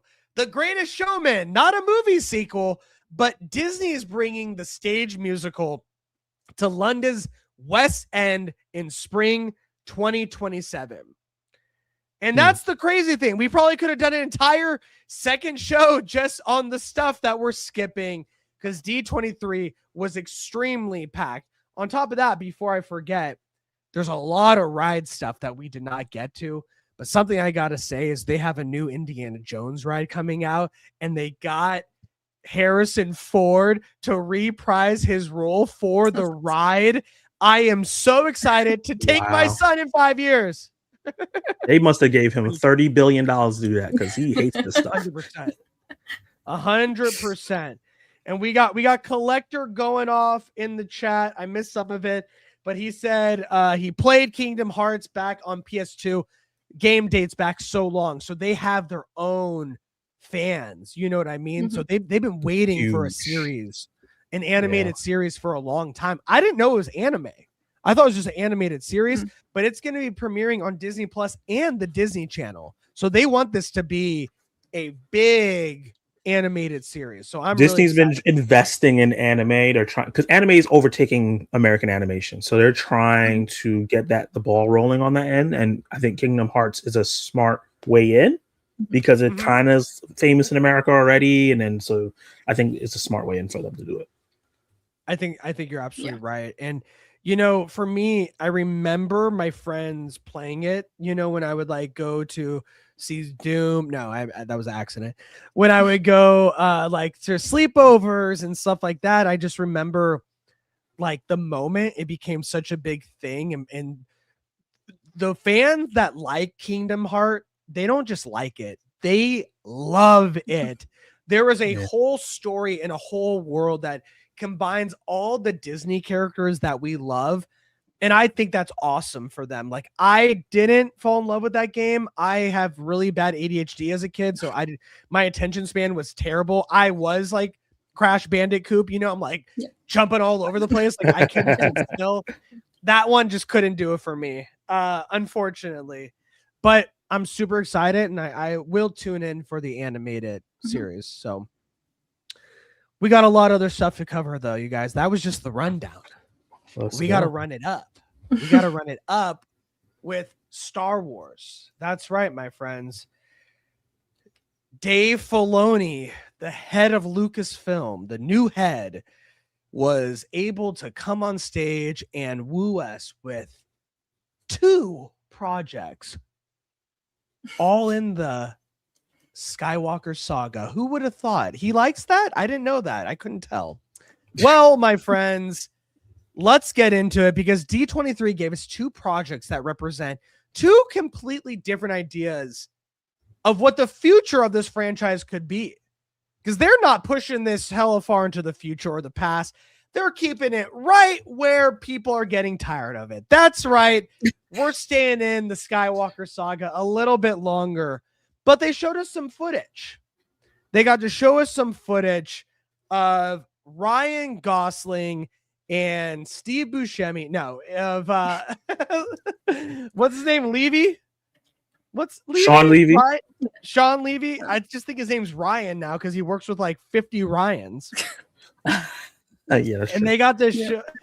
It's like, are you just only working with Ryans now? And they got to show us a little bit more, and I'm not even going to show a picture. They got to show us a little bit more of Star Wars Starfighter, an all new standalone theatrical adventure from Sean Levy, set during a period of Star Wars history we've never really explored before, I guess. And Ryan Gosling plays Cade Aberon, a cynical rogue from the wrong side of the galaxy, whose fate becomes connected to the fastest starfighter ever built. And this cast is ridiculous. We got our boy Matt Smith. So sad I don't have a House of Dragon episode to watch tonight. But we got Mia Goth, Aaron Pierre, that's Mufasa. We got Amy Adams and more. And this bad boy hits theaters May 28th, 2027. Did you guys get to see any of the new footage? Did you get to see Ryan's new leather jacket with his crossbone symbol on the back? Sarah, what did you think? What is your overall impression of this project coming out in the summer of 2027, hot off the heels of a pretty massive failure when it came to Mandalorian and Grogu? Do you think that this movie can bring Star Wars back over the horizon? I mean, I sure hope so, because like it would be nice to like, you know, be back in the theater and really just love the Star Wars movie that, you know, is playing. Because I know like even with the Skywalker saga, like you know, it's just like Rey and everything, like there was a lot of like you know, wasn't a fan favorite. So I'm really excited and it feels refreshing. I was shocked to see Ryan Gosling. I was like, oh, because my brain's still on Ghost Rider with him. So it's just like, oh, like what are you doing here, Ryan? So I'm excited to see like where that goes. And I really like that they're kind of focusing, on the the Starfighter. So I'm like, okay, like, is this gonna be? It was kind of like, how Star Fox is. Like, are we gonna get a lot of the dogfight situations and have them up in the sky? Like, that'd be really cool to have that where it's really just kind of focused on that. So if that's kind of the route they take, I would be so for it. Kind of gives like a little bit of Top Gun vibes, of them just kind of having to go through those type of missions would be really cool, because I feel like we haven't. Battlestar Galactica. Yeah, we haven't really got to see too much of, we get to see those fights, but it'd be cool to see a movie really centered around it. So I'm intrigued by it. I'm hoping that it's gonna, kick off like a great, another great Star Wars like saga of just like new films that are coming out. So I'm intrigued. I'm looking forward to seeing, what's in store, and I can't wait to see more trailers on it to kind of get a better vibe of, what we're going to be seeing on the big screen.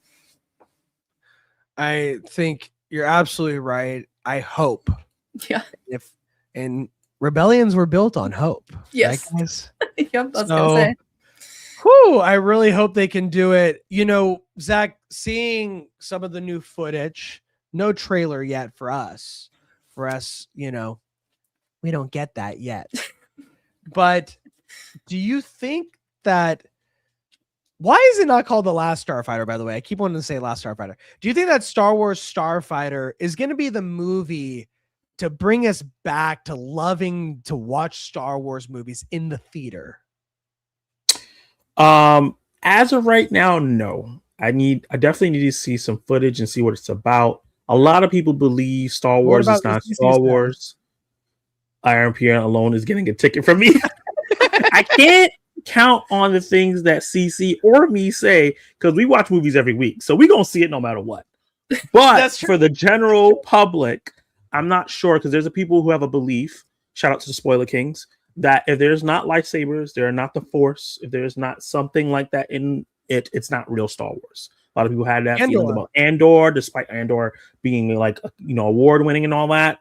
So I'm very curious to see who is in Starfighter. Is it just about starfighters, or will there be Jedis and Sith and other stuff like that, and they're just focusing on a non-Force user in the mix of all it? I think that would be a cool perspective, but it's just hard, because I love Ryan Gosling, but we've talked about this before. Ryan Gosling is not the biggest box office draw, and Star Wars is on a downcline right now. Mandalorian and Grogu couldn't even do decently. And Sean Levy also just doesn't really have the sauce for me as a director. We also talked about that as well. So I'm optimistic, because I really like Ryan Gosling. I really want Star Wars to pick up and start doing really, really well. But I don't know if this is going to grab everybody in the general public so that Star Wars is back on this trending train. You know what? Get off my boy Ryan Gosling. He made $684 million worldwide for Project Hail Mary. So if the movie's good, the people will come. See, I would say Rocky made like $600. Was a $1 billion film. So it's interesting. I feel like it's very hit or miss when it comes to him leading a project in the theater. What I'm saying, not me liking, not the quality. I like crap, not Free Guy, but what was the one with him and Emily Blunt? The Fall Guy. Yeah, Fall Guy. Thank you. Very similar to Free Guy, the name. I liked Fall Guy. I thought that was a fun film. Nobody else saw it in theaters, so I completely agree. It's very hit or miss when it comes to people going out to see a Ryan Gosling led movie. When it's good, they come in droves. When it's okay, they wait till it comes on streaming, unfortunately. And that's really sad. But thank God they came out for Hail Mary, because I love that movie and he was so good in it. And they had an established fan base. Project Hail Mary had people that were going to come no matter who the lead actor was. Because of the book? Yeah. I've so many book people were yapping once the movie got announced. Yeah, but anytime there's a book adaptation, you got all these book lovers that are like, well, that's not what it's like in the book. Did you read the book? The book isn't they didn't do that in the book. You're like, oh, I love the movie. They're like, but you got to read the book. The book is better. There's that guy, he does these videos. He did that one about book lovers when it comes to like when it's adapted into a movie. So that's interesting. We got Travis in here. Says, how's it going, guys? Excited for Starfighter. From the first seconds of the footage, you felt the difference between a movie and a TV show, which has been lacking recently. I think that's really important. And I do feel some of the scenes that they showed were very Rogue One-esque, which I love Rogue One. I think Rogue One is the best Star Wars film since the original trilogy, in my opinion. I absolutely love that movie. Don't get me wrong. I love Duel of the Fates and Phantom Menace, and I love, the pod racing scene, and I love Revenge of the Sith. And, but really it feels like it's not on a set when it comes to Rogue One. It feels like they filmed there.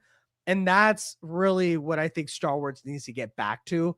And that's what it feels like with Starfighter. Our first scenes, you got pretty boy Ryan on the boat, a la Waterworld or whatever, on the boat. And so it's like, oh, okay, like they're in the ocean, they're like filming, like, okay, here we go. Like they're not in the volume. And so that gives me hope that they're using practical, real locations to make this movie feel more lived in. Collector Man says, because Matt Smith, I am sold on the movie, especially with this awesome job he's doing in House of Dragon. I totally agree. Matt Smith is enigmatic. He is so great to watch. I loved him in, help me out, Zach, Austin Butler, Aronofsky movie from last year. Oh, man. I know what you're talking about. I can't remember the name. Kim Blondie, help me out. I'm always the what is the it movie called? guy Like name.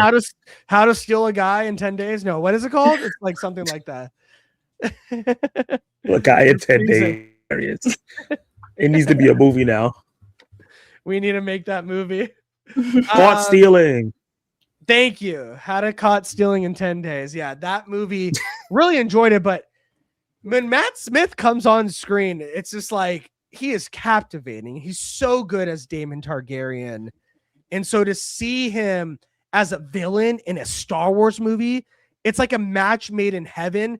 So I hope they give him the script to really flex his villainous muscles, because if they do, he will become an iconic Star Wars villain. And that's something I'm really excited about.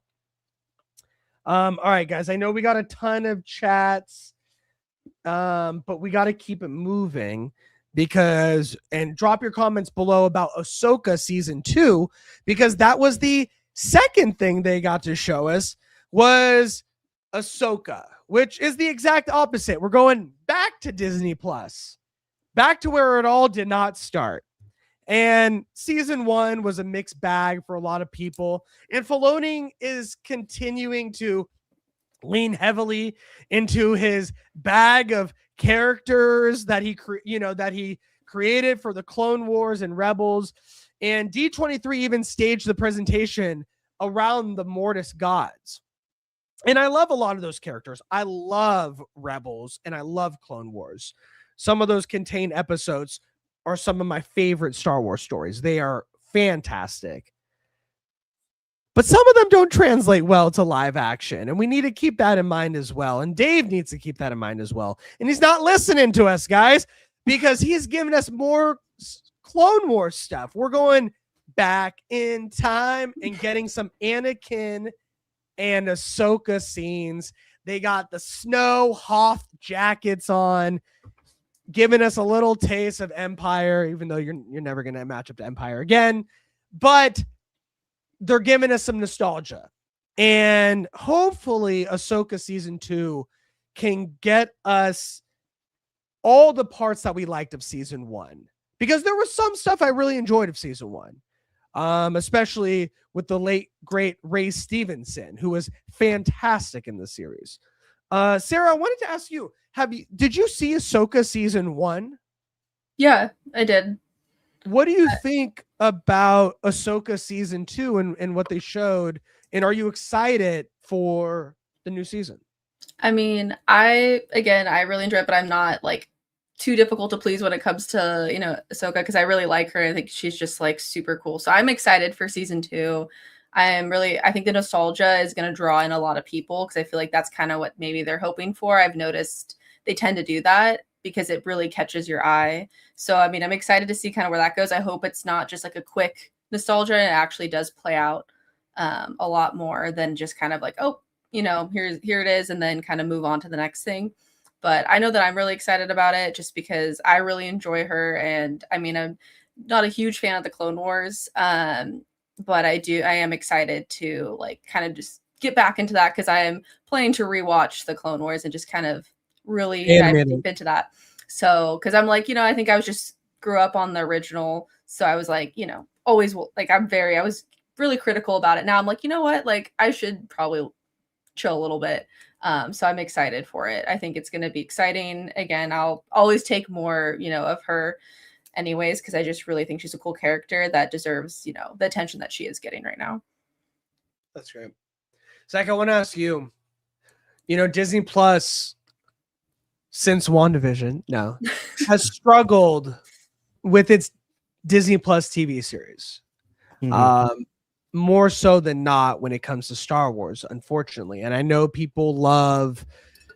there's a subsection of people that love the Acolyte and they love Visions. And there's these things that people really gravitated towards. And I totally respect that. And I'm happy that it connected with you.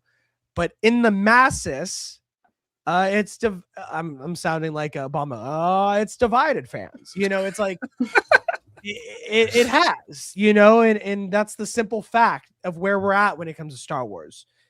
Do you think that the future of Disney Plus Star Wars TV shows hinges on the success of Ahsoka season 2? Hinges? No, I don't think it hinges on it. I think it hinges on whenever we finally get something new. I think when we finally get some brand new characters in a further down timeline that's kind of fresh, that everyone can just start at zero. I think the problem with Ahsoka and some other things is that some people watch the animated stuff and some people didn't, like me. I never watched any of the Filoniverse. So I came into Ahsoka blank and not knowing who the character really was other than like edits on TikTok. So I went in, watched it, liked the character of Ahsoka, liked some of the stuff that was going on in the story, but ultimately by the time we got to the end of the series, I didn't feel emotionally connected to it. Sorry, the way I thought I would, because it kind of was like, oh, this character's popping up in this relationship and this, and I didn't have any connection to those characters. It's kind of like how people feel when I talk about Marvel and they haven't been watching everything. They don't really get it because they don't remember, they didn't live through all that, which I finally get it with Star Wars now. So I think when we get a show that's a little further out, that has brand new characters and a brand new problem or a brand new villain, that is where we'll see if Disney Plus Star Wars content can really strive. I think that Filoni stuff is always going to do decent because there's just that built-in fan base. Right. Yeah. No, I agree. It's just like, when are we going to move past nostalgia? You know what I mean? When are we going to push Star Wars forward and not solely rely on nostalgia to carry stories forward, but creating new characters and new stories for the next generation to fall in love with Star Wars like we all did. And I think we're ready for that. And I think we're hopefully seeing the remnants of the fall of the Empire, the last empire of Star Wars, and the rise of a new Star Wars, hopefully after, you know, Ahsoka concludes, and, you know, if Starfighter does well and it does well on its own, it can be its own thing. But I think people are ready to fall in love with new characters away from the Skywalker saga. And so my hope is that you tie it up in a nice bow with Ahsoka. Starfighter is really enjoyable, but they're working on something, on new characters and a new trilogy far, far away from the Skywalker saga. That is my hope. And rebellions were built on billions of hope. So let us know what you guys think. I know we got some people in the chat. Collector is saying Andor is his favorite related Star Wars plus Disney Plus thing. Mine as well. Andor is the pinnacle of what Disney Plus Star Wars actually, it's the pinnacle of what Disney Plus TV shows could be. You just showed us you could have an HBO tier type of show on Disney Plus. It doesn't need to be Moon Knight. Ooh, no, never mind. Don't come after me. But you know what I mean? Like, you showed us, oh wow, this can be serious. This can be adult and real and smart and storytelling and powerful. You showed us evidence with Andor that exists within you. Dave Filoni apparently didn't want to do Andor. He was against it. So that makes me scared. And then people fought back and said, no, he didn't say that. He just said it sucked. No, I'm just kidding. But he didn't say that he wanted Andor. And I think that rubbed people the wrong way. So I'm curious to see what's Filoni's next move after Ahsoka, after Starfighter, because we have no news of what's next. And Travis was saying, I feel like Ahsoka season 2 could be a good place to end the live action side of Star Wars television. I personally feel that separation of live action movies animated for shows helped. And it seems like that is going to be the case. There is reports coming out that at least for Marvel and Star Wars on Disney Plus, it looks like they might focus heavily on animated series more than live action. Is that the best thing? I don't know. I mean, you can make a good live action show. It's possible. You showed us. So I wouldn't just, kaput the whole thing. But I'm not Dave Filoni. I don't have a cowboy hat. So it's not going to happen for me. All right, guys. Well, let's know your guys' thoughts. Are you guys excited about Star Wars Starfighter? And are you guys excited about Ahsoka Season 2? And can this save the future of Star Wars? Drop a comment below and let us know your guys' thoughts. All right, guys, we're almost out of here, but we have to cover another big section because arguably, the best studio of all time is Pixar. Pixar rarely misses. People even like The Good Dinosaur. I don't like it that much, but Pixar rarely misses. And we got some exciting stuff from Pixar. So exciting that I need to show everyone how old we are getting. That's right. This is Miguel from Coco 2. We're getting old, guys. This guy has the shaved side of the head, the little haircut. I don't even know how to describe it. I'm too old to even describe it. But they gave us our first look of Coco 2. And I absolutely love Coco 1. To me, that is Pixar at its absolute best. Story, culture, music, family, loss. It is such a beautiful movie and one of the films that represents the pinnacle of what this studio is capable of. I was in the theater. I saw it by myself. I got people crying next to me. I'm tearing up. One of the best communal theater going experiences that I've enjoyed in a very long time. And so I absolutely love this movie. Something else that I found very interesting. A lot of people were scared when this movie was before it came out. It's going to appropriate Mexican culture. This is Disney doing their thing of taking our culture and making profit off of it. Now, after the movies come out, at least from my family, which my wife is Mexican, her family's from Mexico, and everyone that I've talked to, it really respected Mexican culture in a really special way. For this movie, for a lot of people, like, they watch it for holidays, they watch it with their family. It's something that is enjoyed in Mexican culture for a lot of people. I don't want to speak for everyone, but a lot of Mexican families that I know really appreciate how this movie represented Mexico and Mexican families. And I thought that was a very beautiful thing about this movie. And I'm going to stop white-splaining it. But it was really, really fun. And I really love this movie. It is a top 10 Pixar movie for me. And now we got our boy Miguel back in the game with the shaved sides of his head, and he's a teenager.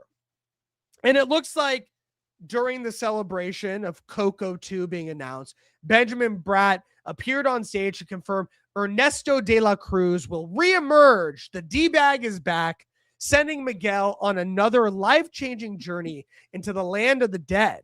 And most importantly, our original director, Lee Unkrich, I messed that up, and co-director Adrian Molina are returning, and it arrives November 2029. Perfect, because my son will be 3, and I can't wait to take him to see it.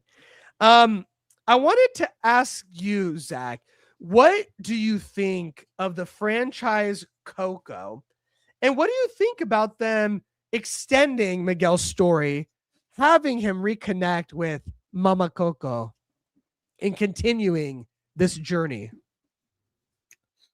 Shamefully, Coco is one of those films I have not seen, even though I love Pixar films. And so it's a gap here. I have no emotional attachment to Coco because I haven't seen it. So my one comment that I have to make here, because I know what he looked like in the first film. Why do they feel like teenagers always have to shave their heads? Like, why can't we just have full head of hair? I don't know. I can't speak on it. No, I could back then.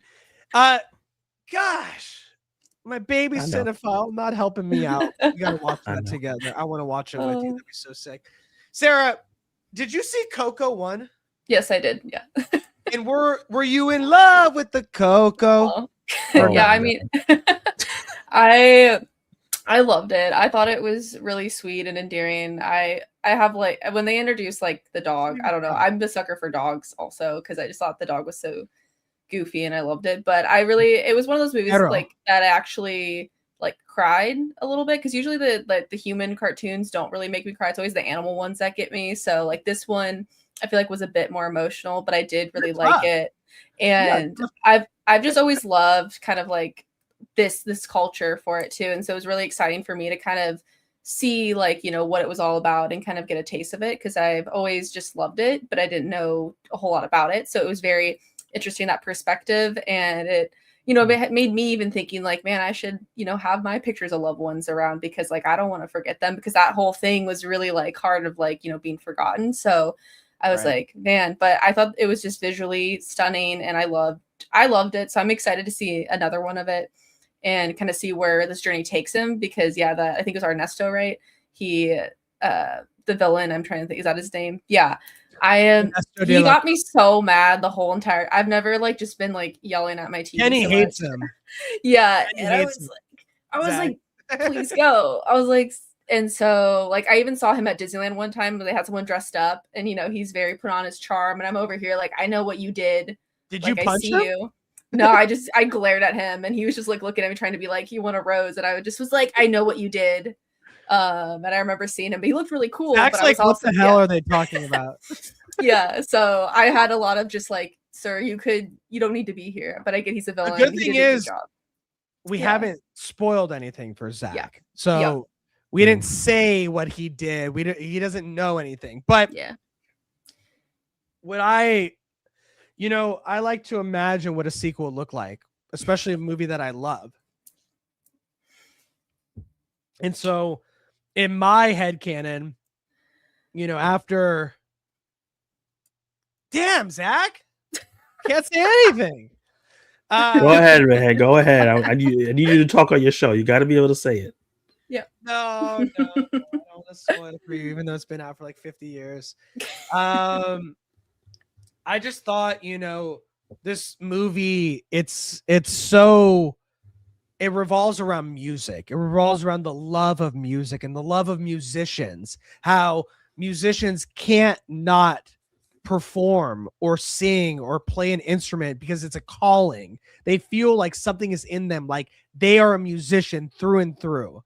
And with Miguel's family, because of what happened to Grandma Coco's mother, that's Miguel's great-great-great grandmother, this family cannot play music. They are shoemakers or something like that. Like, music is banned from their family.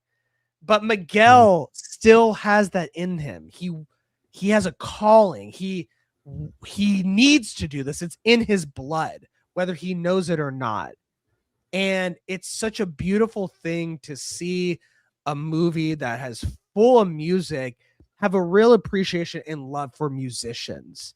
I think that's another great part of Coco, is that musicians can relate to this because there's something in them that needs to perform. They need to sing, they need to dance, they need to play an instrument because that's what they were born to do. And I think that is another special part of Coco, and something that I'm really excited for him to continue in his journey and see where teenage Miguel is at now that he is allowed to do the thing that he loves most. So I talked around it so much. Thanks a lot, Zach. No, I'm just kidding. And then Travis was saying, is a great callback to Venom 3. He said, I feel like down the street from where Miguel is, Venom is biting the heads off of some dog fighter than getting drunk at a bar. So possibly. Mexico's pretty big, Travis. So I don't know if it's right down the street. And then he was saying that before this, he was told many times that he looks like adult Miguel, mainly because they have the same mole above their lip, but he's never seen the movie. Get on that tonight, please. It's on Disney Plus. Disney Plus sponsor me. Okay, guys, the next movie that I'm really excited about is we got our first look with Peter Son directing, not Brad Bird. He's producing. That's Incredibles 3, which arrives June 16th, 2028. Not too far, but far enough where we didn't get too much stuff. We got some tidbits. We got sad Mr. Incredible. And this is actually one sequel where I don't struggle nearly as much with whether there's more story to tell, because I absolutely love this family. For the longest time, The Incredibles was the best Fantastic Four movie to me, in my opinion. When I saw that movie, I'm like, this is Fantastic Four. This is done better than any Fantastic Four movie that has come out before the MCU Fantastic Four. And so I absolutely love this. I think there's always story to tell. Unfortunately, Brad Bird thinks that there's a lot of story to tell without these kids ever growing up. So our Incredibles family, it's the same family we've always loved, and they're not getting any older. They're staying the same. And they introduced a new villain who was really scary until they interrupted it with our girl Edna Mole, who designs the super suits, which was really great to see her come back. And is the voice of Brad Bird, the director. He does Edna Mole, so I think that was great. Yeah. Zach, I'm starting with Blondie. Blondie, what do you think? Damn. You hurt Shots me. fired. You hurt me real bad. What do you think of the Incredibles franchise in general? And what story do you think is left to tell with Incredibles 3, which is most likely the conclusion of this family story? Unless it makes like 2 billion, then they're going to make like 50 more. Yeah. But what do you think? I've always really enjoyed this one, and I've always leaned towards more of the animal movies. So like when I fell in love with the Incredibles, and the second one was amazing. I know we waited forever, it felt like, for that one to come out. So it's awesome that we're getting the third one. And I think that this one's gonna and I think it was mentioned briefly too, that they're gonna be following the kids this time. Like they're gonna be the ones front and center. And I'm really excited about that because I feel like they haven't really had their moment to shine. Like they've been here and there, but it's always been the parents. So I think it's going to be, especially seeing, Mr. Incredible, like seeing him in his kind of, not so great state, that it's really going to focus on the kids really stepping up to take care of, the new villains. So I'm really excited about it. I love to see more of Jack because he's just like insane. Like even the second one, him fighting the raccoons was the funniest thing to me. And I just love that. whole sequence. So I'm really excited to see where they, you know, where the kids go and like how they end up. Maybe they'll rescue the parents again or something like that. But it's going to be awesome to see their growth. And I think this is really going to maybe even set the stage for them to kind of take the franchise, and we'll get more movies just with the kids versus the parents. I'm thinking that's a possible thing. I mean, there could be a lot of Jack spinoffs, I think, too, because that kid is crazy, and you know, he's got a lot of powers, and I think it's just always hilarious seeing kind of what new powers show up. So I feel like we might even get more new powers from Jack. And yeah, I'm just excited to see the kids actually like grow into the superhero that, you know, follow in their like parents' footsteps. So I'm super stoked about it. Yeah, I think you're right. I think that makes so much sense. You know, the first movie is about Mr. Incredible, and the second movie is about Elastigirl, Elasti-Woman, Elasti-Mommy. Mm-hmm. You know, and so it makes sense. It's such a natural progression to finally focus on the kids. Can the kids be the superheroes that they want to be? Or do they have the pressure from their parents to keep hovering over them and not allowing them to fulfill the potential that they know that's inside of them, that the parents got to fulfill from them being superheroes back in the day? And so I think it's such a great progression to focus on the kids of the Incredibles finally and see how incredible they can really be. Zach, did you see Incredibles 1 and 2? I've only seen one. I'll exit stage left. Why? No, I joke. I kid. I'm here. Why did it not get you hyped enough to see it? Was there too long of a gap between the first one and second one? Did you see the first one when it came out, or did you see it much later? You saw it much later, and that didn't get you excited first one last year. The second one? I saw the first one last year. Continue and watch the second. Yeah, I watched the first one last year with Kenny Sparks, friend of the channel, and we were like, he was like, I got to show you this movie. He was like, for 3 months straight, he was back. You got to watch Incredibles. So I finally watched it. I was like, this is one of the best superhero movies I've ever seen. Cool. Never watched the second one yet. I plan on to now that I know there's going to be a third. Wait, you thought this was one of the best superhero movies you ever saw? For sure. It's top 15, top 10 superhero movies of all time. Why did you watch the sequel then? Oh my god. Because I heard the sequel's not as good, so I'm like, I'm gonna take my time, and if they announce a third one, I'll watch it. Really good. Yeah. It might not be as good, but remember, people are sexist. So I might think it's great then. Okay, I got you. That's all you had to say. Because it focuses on the mom, it can't nearly be as good as this. Blah, blah, blah, blah. Like that's gotcha. So I love female leading characters, so that means it might work for me even more.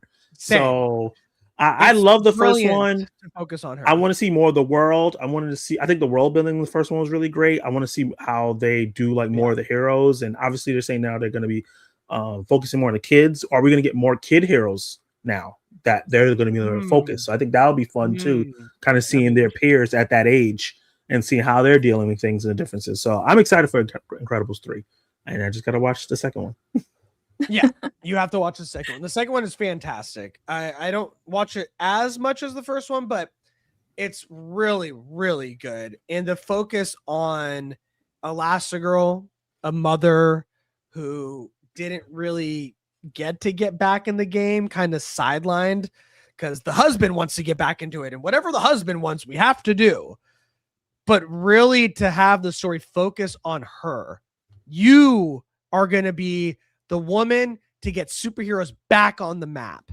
And Bob Odenkirk is the owner of this company that wants to support superheroes getting back in the fold again, being respected by the world. And we're going to use Elastigirl to show people why they should care about superheroes again.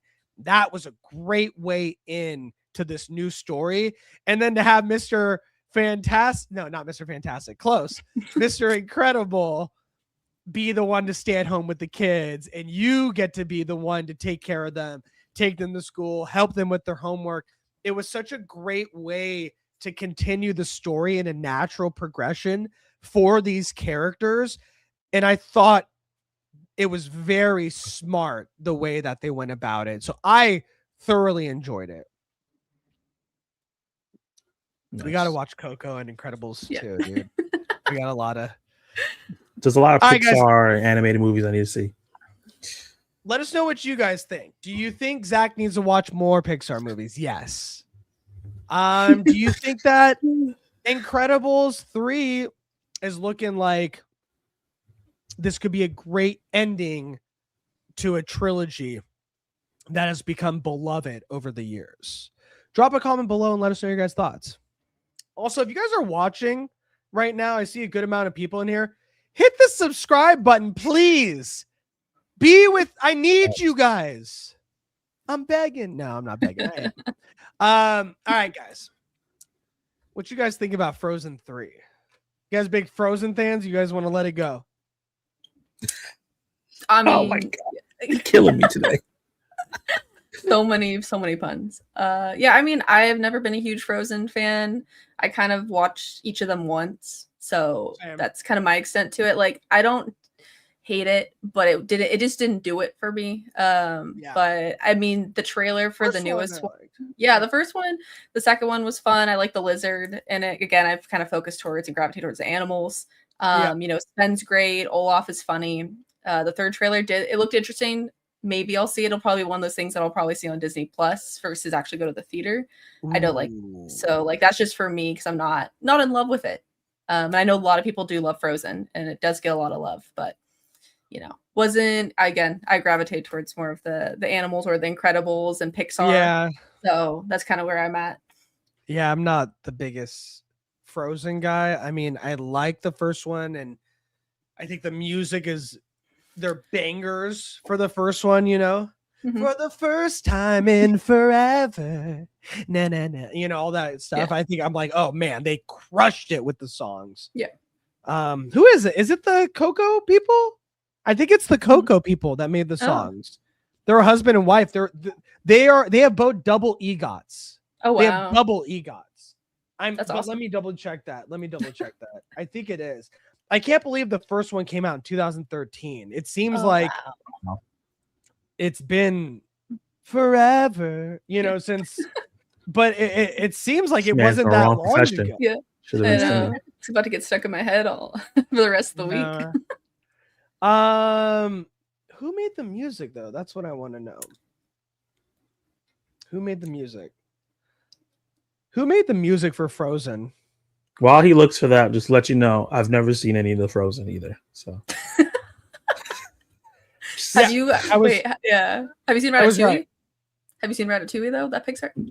No Ratatouille. That's one of my faves. No, hey, that's funny you mentioned that. No Ratatouille sequel. I know. I'm so sad. And they announced that not too long ago. I was right, by the way.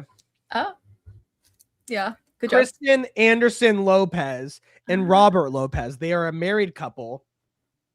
They are one of the best writing duos in the game. And one of them is an EGOT, and then the husband, Robert, is a double EGOT. Wow. For those that don't know, Emmy, Golden Globe, Oscar, Tony is the EGOT status. And Robert has done it twice. Wow. These guys can write music, and they can write catchy songs. Yep. So the songs are fantastic, and they've connected with a whole generation of Disney fans, and I think that's really special. So you guys got the third one coming out. On to the next thing. This is our last thing we're going to cover. I was very curious about this because I had no idea about this movie coming at all, and still don't even know what to think about it. This is a movie from Pixar called Ghost Market. Gives me a little bit of Paranorman vibes, if you will. Love Paranorman. And Pixar announced a completely original called Ghost Market, and it sounds fascinating. It's set around Ono Market, a tiny plate lunch shop hidden on Oahu's North Shore that serves lost spirits trapped between life and death. No living person has ever entered until a fast-talking kid named Kyle, accidentally finds his way inside and ends up on a supernatural adventure. It's directed by Trevor Jimenez and Jesse Andrews and produced by Oscar winner Becky Neiman-Cobb and arrives March 2028. Disney has not announced a voice cast yet. So I don't want to make it up here. Tom Holland. No, I'm just kidding. But it's really cool to see a Pixar movie showcase at D23 that no one had any idea about. And from the aesthetics, I really, really like it so far. We're constantly saying we want Pixar to give us original ideas because they crush it every time. A la Inside Out, Inside Out 2, Inside Out 3. I'm just going to keep saying Inside Out movies. But they just absolutely crush it when it comes to these original movies. In a secret Hawaiian market for spirits caught between life and death, that's the kind of weird, culturally specific Pixar concept I want them taking big swings on. So I am super excited. Zach, from what you hear about the description and a little teaser of what this could possibly look like, how do you feel about Ghost Market? Yeah, I think this is something that Pixar has not explored as much. I think Soul is straight up Disney, or is that Pixar? It's Pixar. It's Pixar. Okay, so they've done like Supernatural, I guess technically with Soul, and other stuff they've done. But like you said, with Paranorman and how creepy and dark that gets, I would like to see Pixar kind of go down that path a little bit more. Their ghost stories a little bit more happier, and it'll be cool to kind of see them go down that path and bring a little more of a darker side to the Disney Plus. Because I feel like when I grew up, I had the happy Disney stuff, but we had like those offshoot movies that were a little darker, and we don't really get those anymore. So Pixar needs to bring it for us. Yep, I was just about to say that. I got you. I'm in your mind, Blondie. Yep. No, I totally agree. I think Pixar needs this corner of their universe. You know, they need a Coraline, if you will, or a Paranorman. I think that it's smart for them to dive a little bit deeper. The market aspect is kind of cool too. It reminds me of Spirited Away a little bit, like that moment where the pigs, where the parents are eating and then they turn around and they're effing pigs. I'm like, whoa, this is frightening. And as a child, to see like your parents getting kind of taken over and turn into animals and you're on your own, that's certainly frightening. And so to see this kid kind of stumble between life and death reality and kind of be stuck there and have to figure it out, it's pretty scary for a child. And as a kid, when you're watching it, you can like feel the tension because you imagine yourself in that situation. What would I do?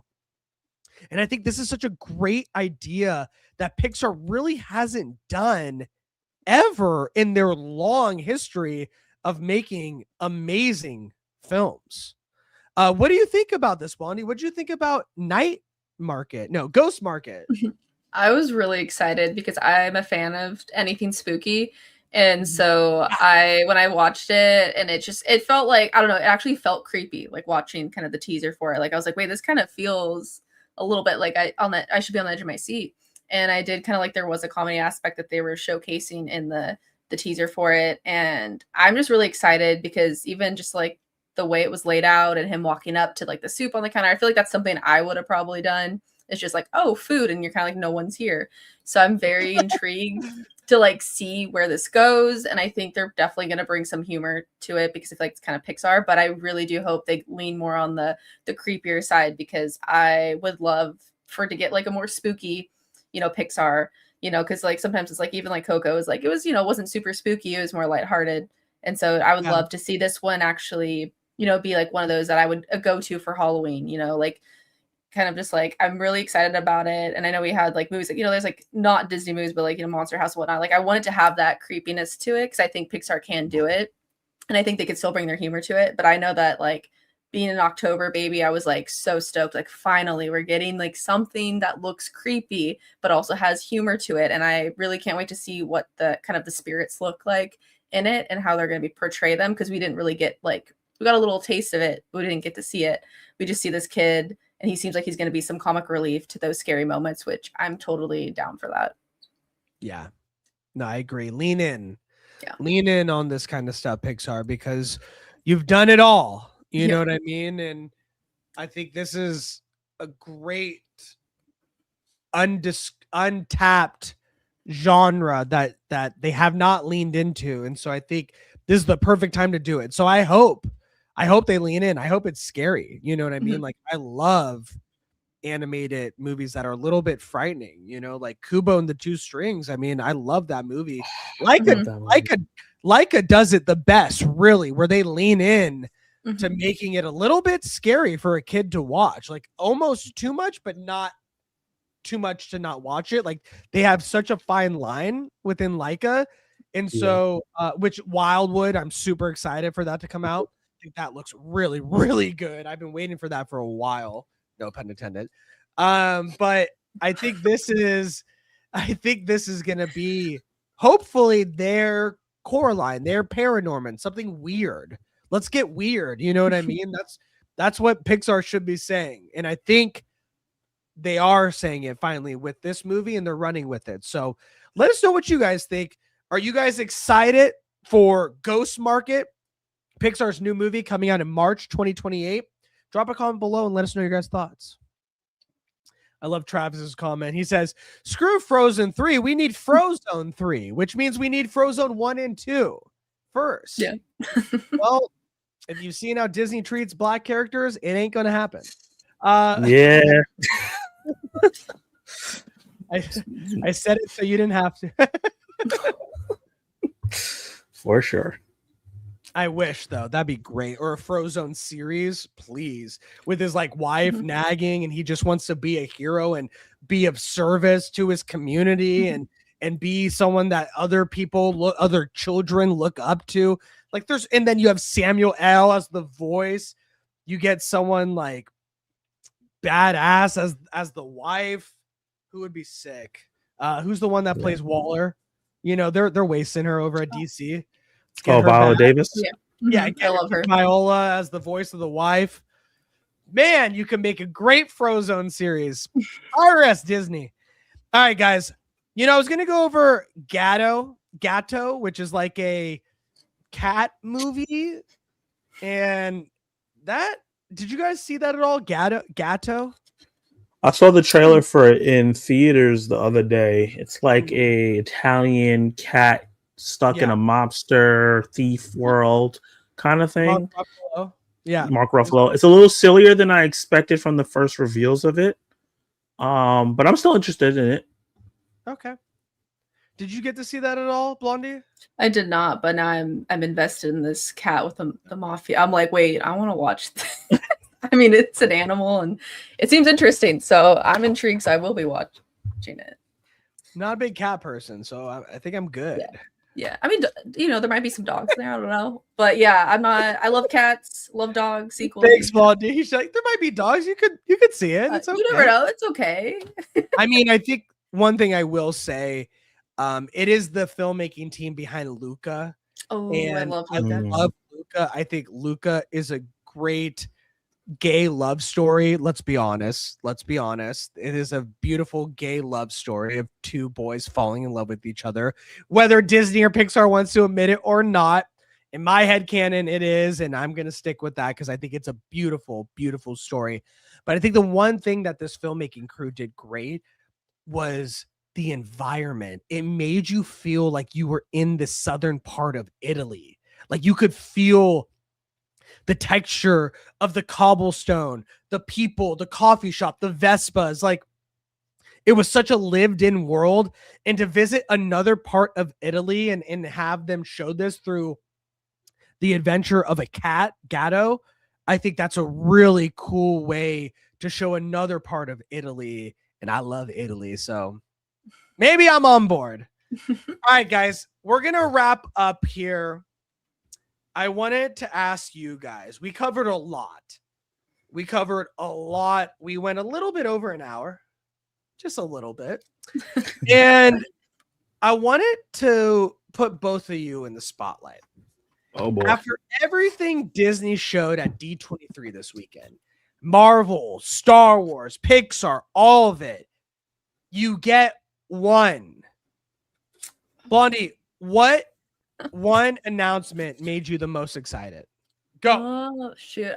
I mean, I love Marvel, but I think I'm going to have to honestly say the Kingdom of Hearts announcement, because I saw some of the gameplay they showed, and you get to have Donald, Mickey, and Goofy and like play as them. And I think it's really cool. And again, I've always loved being able to go into like different Disney universes. So like this one's now you get to go visit Coco, like that land. So I think I'm most excited about that. And like an add-on to that is just like we get that anime series incoming. So that felt like just like even like this, we got our dinner and then we got the dessert with the anime series. So I'm like very stoked about that one, even though it was tough with the X-Men, because I love X-Men, but I wasn't expecting the Kingdom of Hearts. So that was pretty cool.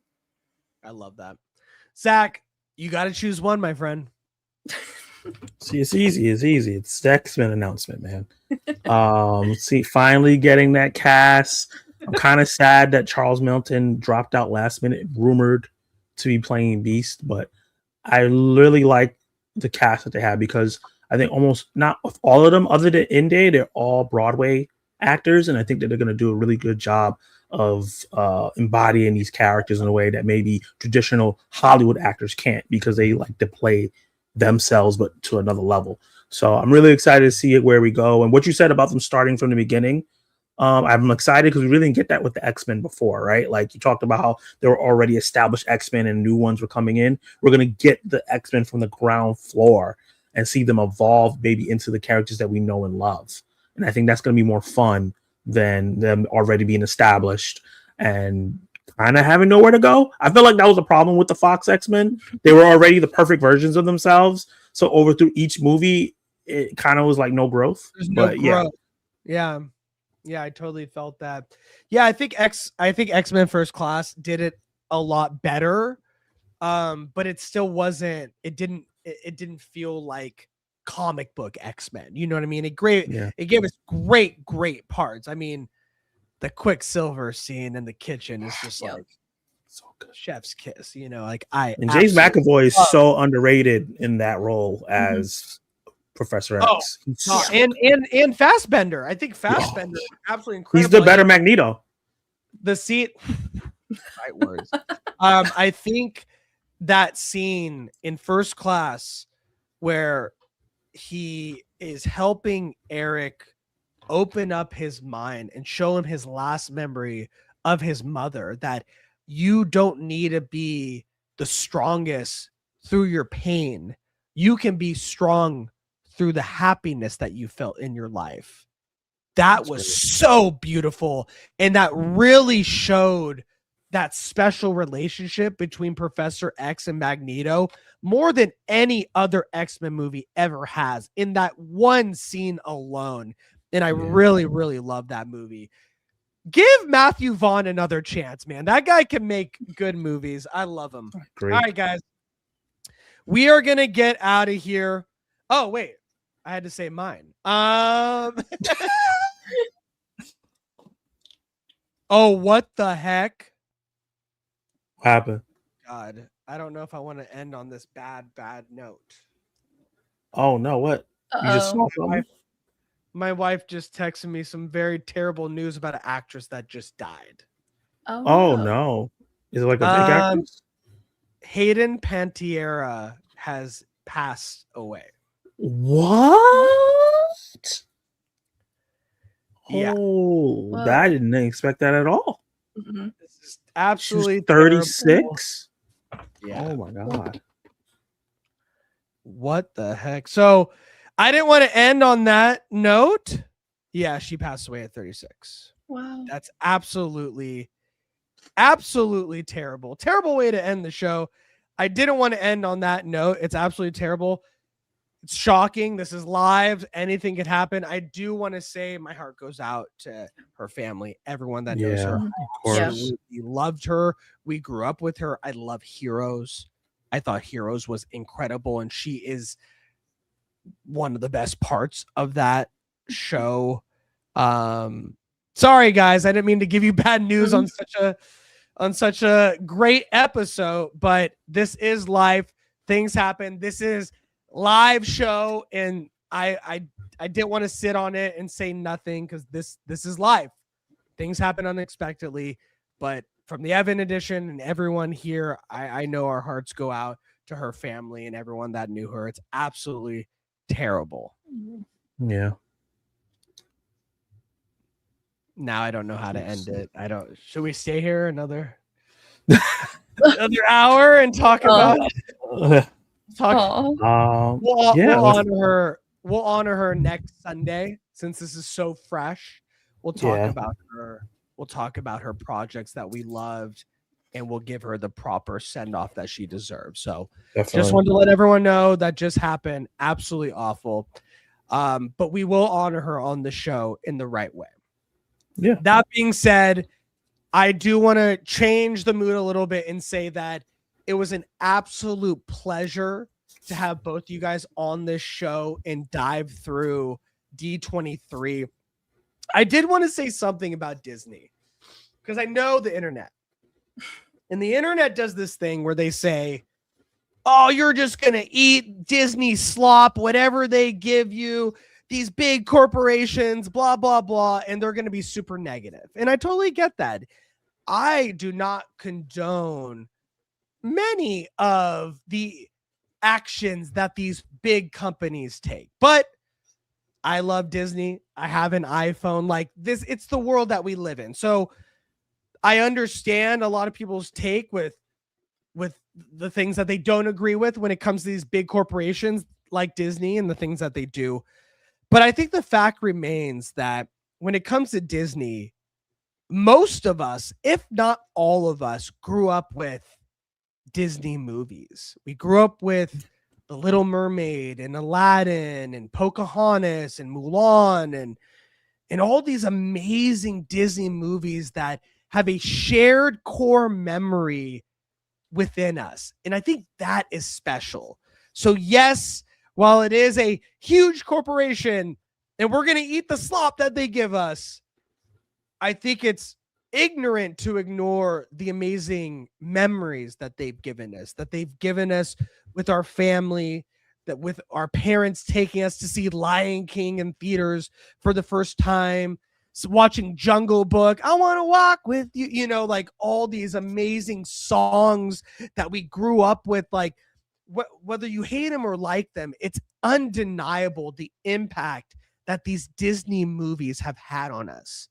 That Toy Story and all these movies have impacted us. And that is a special thing. That is a shared bond that we have. And that's something that you can't deny. That is very beautiful about what Disney has given us. So I just wanted to mention that because I know we're going to get some comments about this Disney stuff when people don't agree in the chat. And that's totally fine. And that's your opinion. And what do we say on this show? This show is not about us agreeing. This show is about us having respectful conversations. And that means everything hits us differently. But as long as you can have a special, impactful, respectful conversation, that's what this stuff is all about. And that's why we love it. Blondie, where can the good people find you? Yeah, you guys can find me on Instagram at insatiableblonde. Awesome. Zach, where can the good people find you? YouTube, Instagram, Threads, anything else? Oh yeah, Twitter @/X. I'm not gonna call it X. Twitter at Zach Goldburn. Awesome. And you guys can find me at the Evan Edition on YouTube, of course, TikTok, Instagram, Spotify, and Apple Podcasts.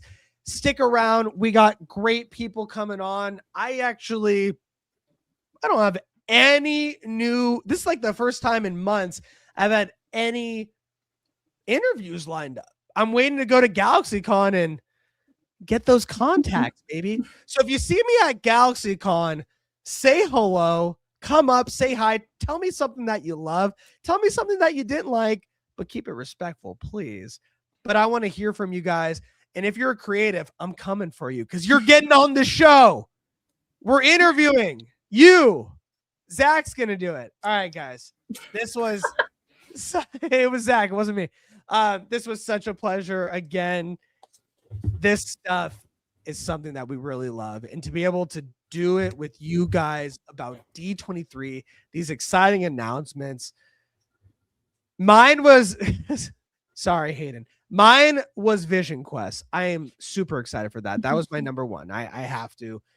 I love WandaVision, and to complete the trilogy after being so great with Wanda and Agatha and Paul Bettany, just like Vision revitalizing his career. What a great story to finish his character on his own series. It's absolutely beautiful. And that's the beautiful part about these projects. Sometimes it's not just about the entertainment. Sometimes there's personal stories involved with this, and it's beautiful just to see that. Drop a comment below, subscribe, be here for the journey. We will see you guys next Sunday, 6 p.m. Pacific Standard Time. Go watch what's out. Go watch Lanterns. Go watch Lioness. And go watch a movie in the theaters. It's been a hell of a year for the theaters, but it ain't over yet. I'll see you in the movie theaters, guys. Take care, my friends. Bye-bye. It's the Evan edition. The Evan edition. The Evan edition. The Evan edition. It's the Evan edition. The Evan edition. The Evan edition. The Evan edition. It's the Evan edition.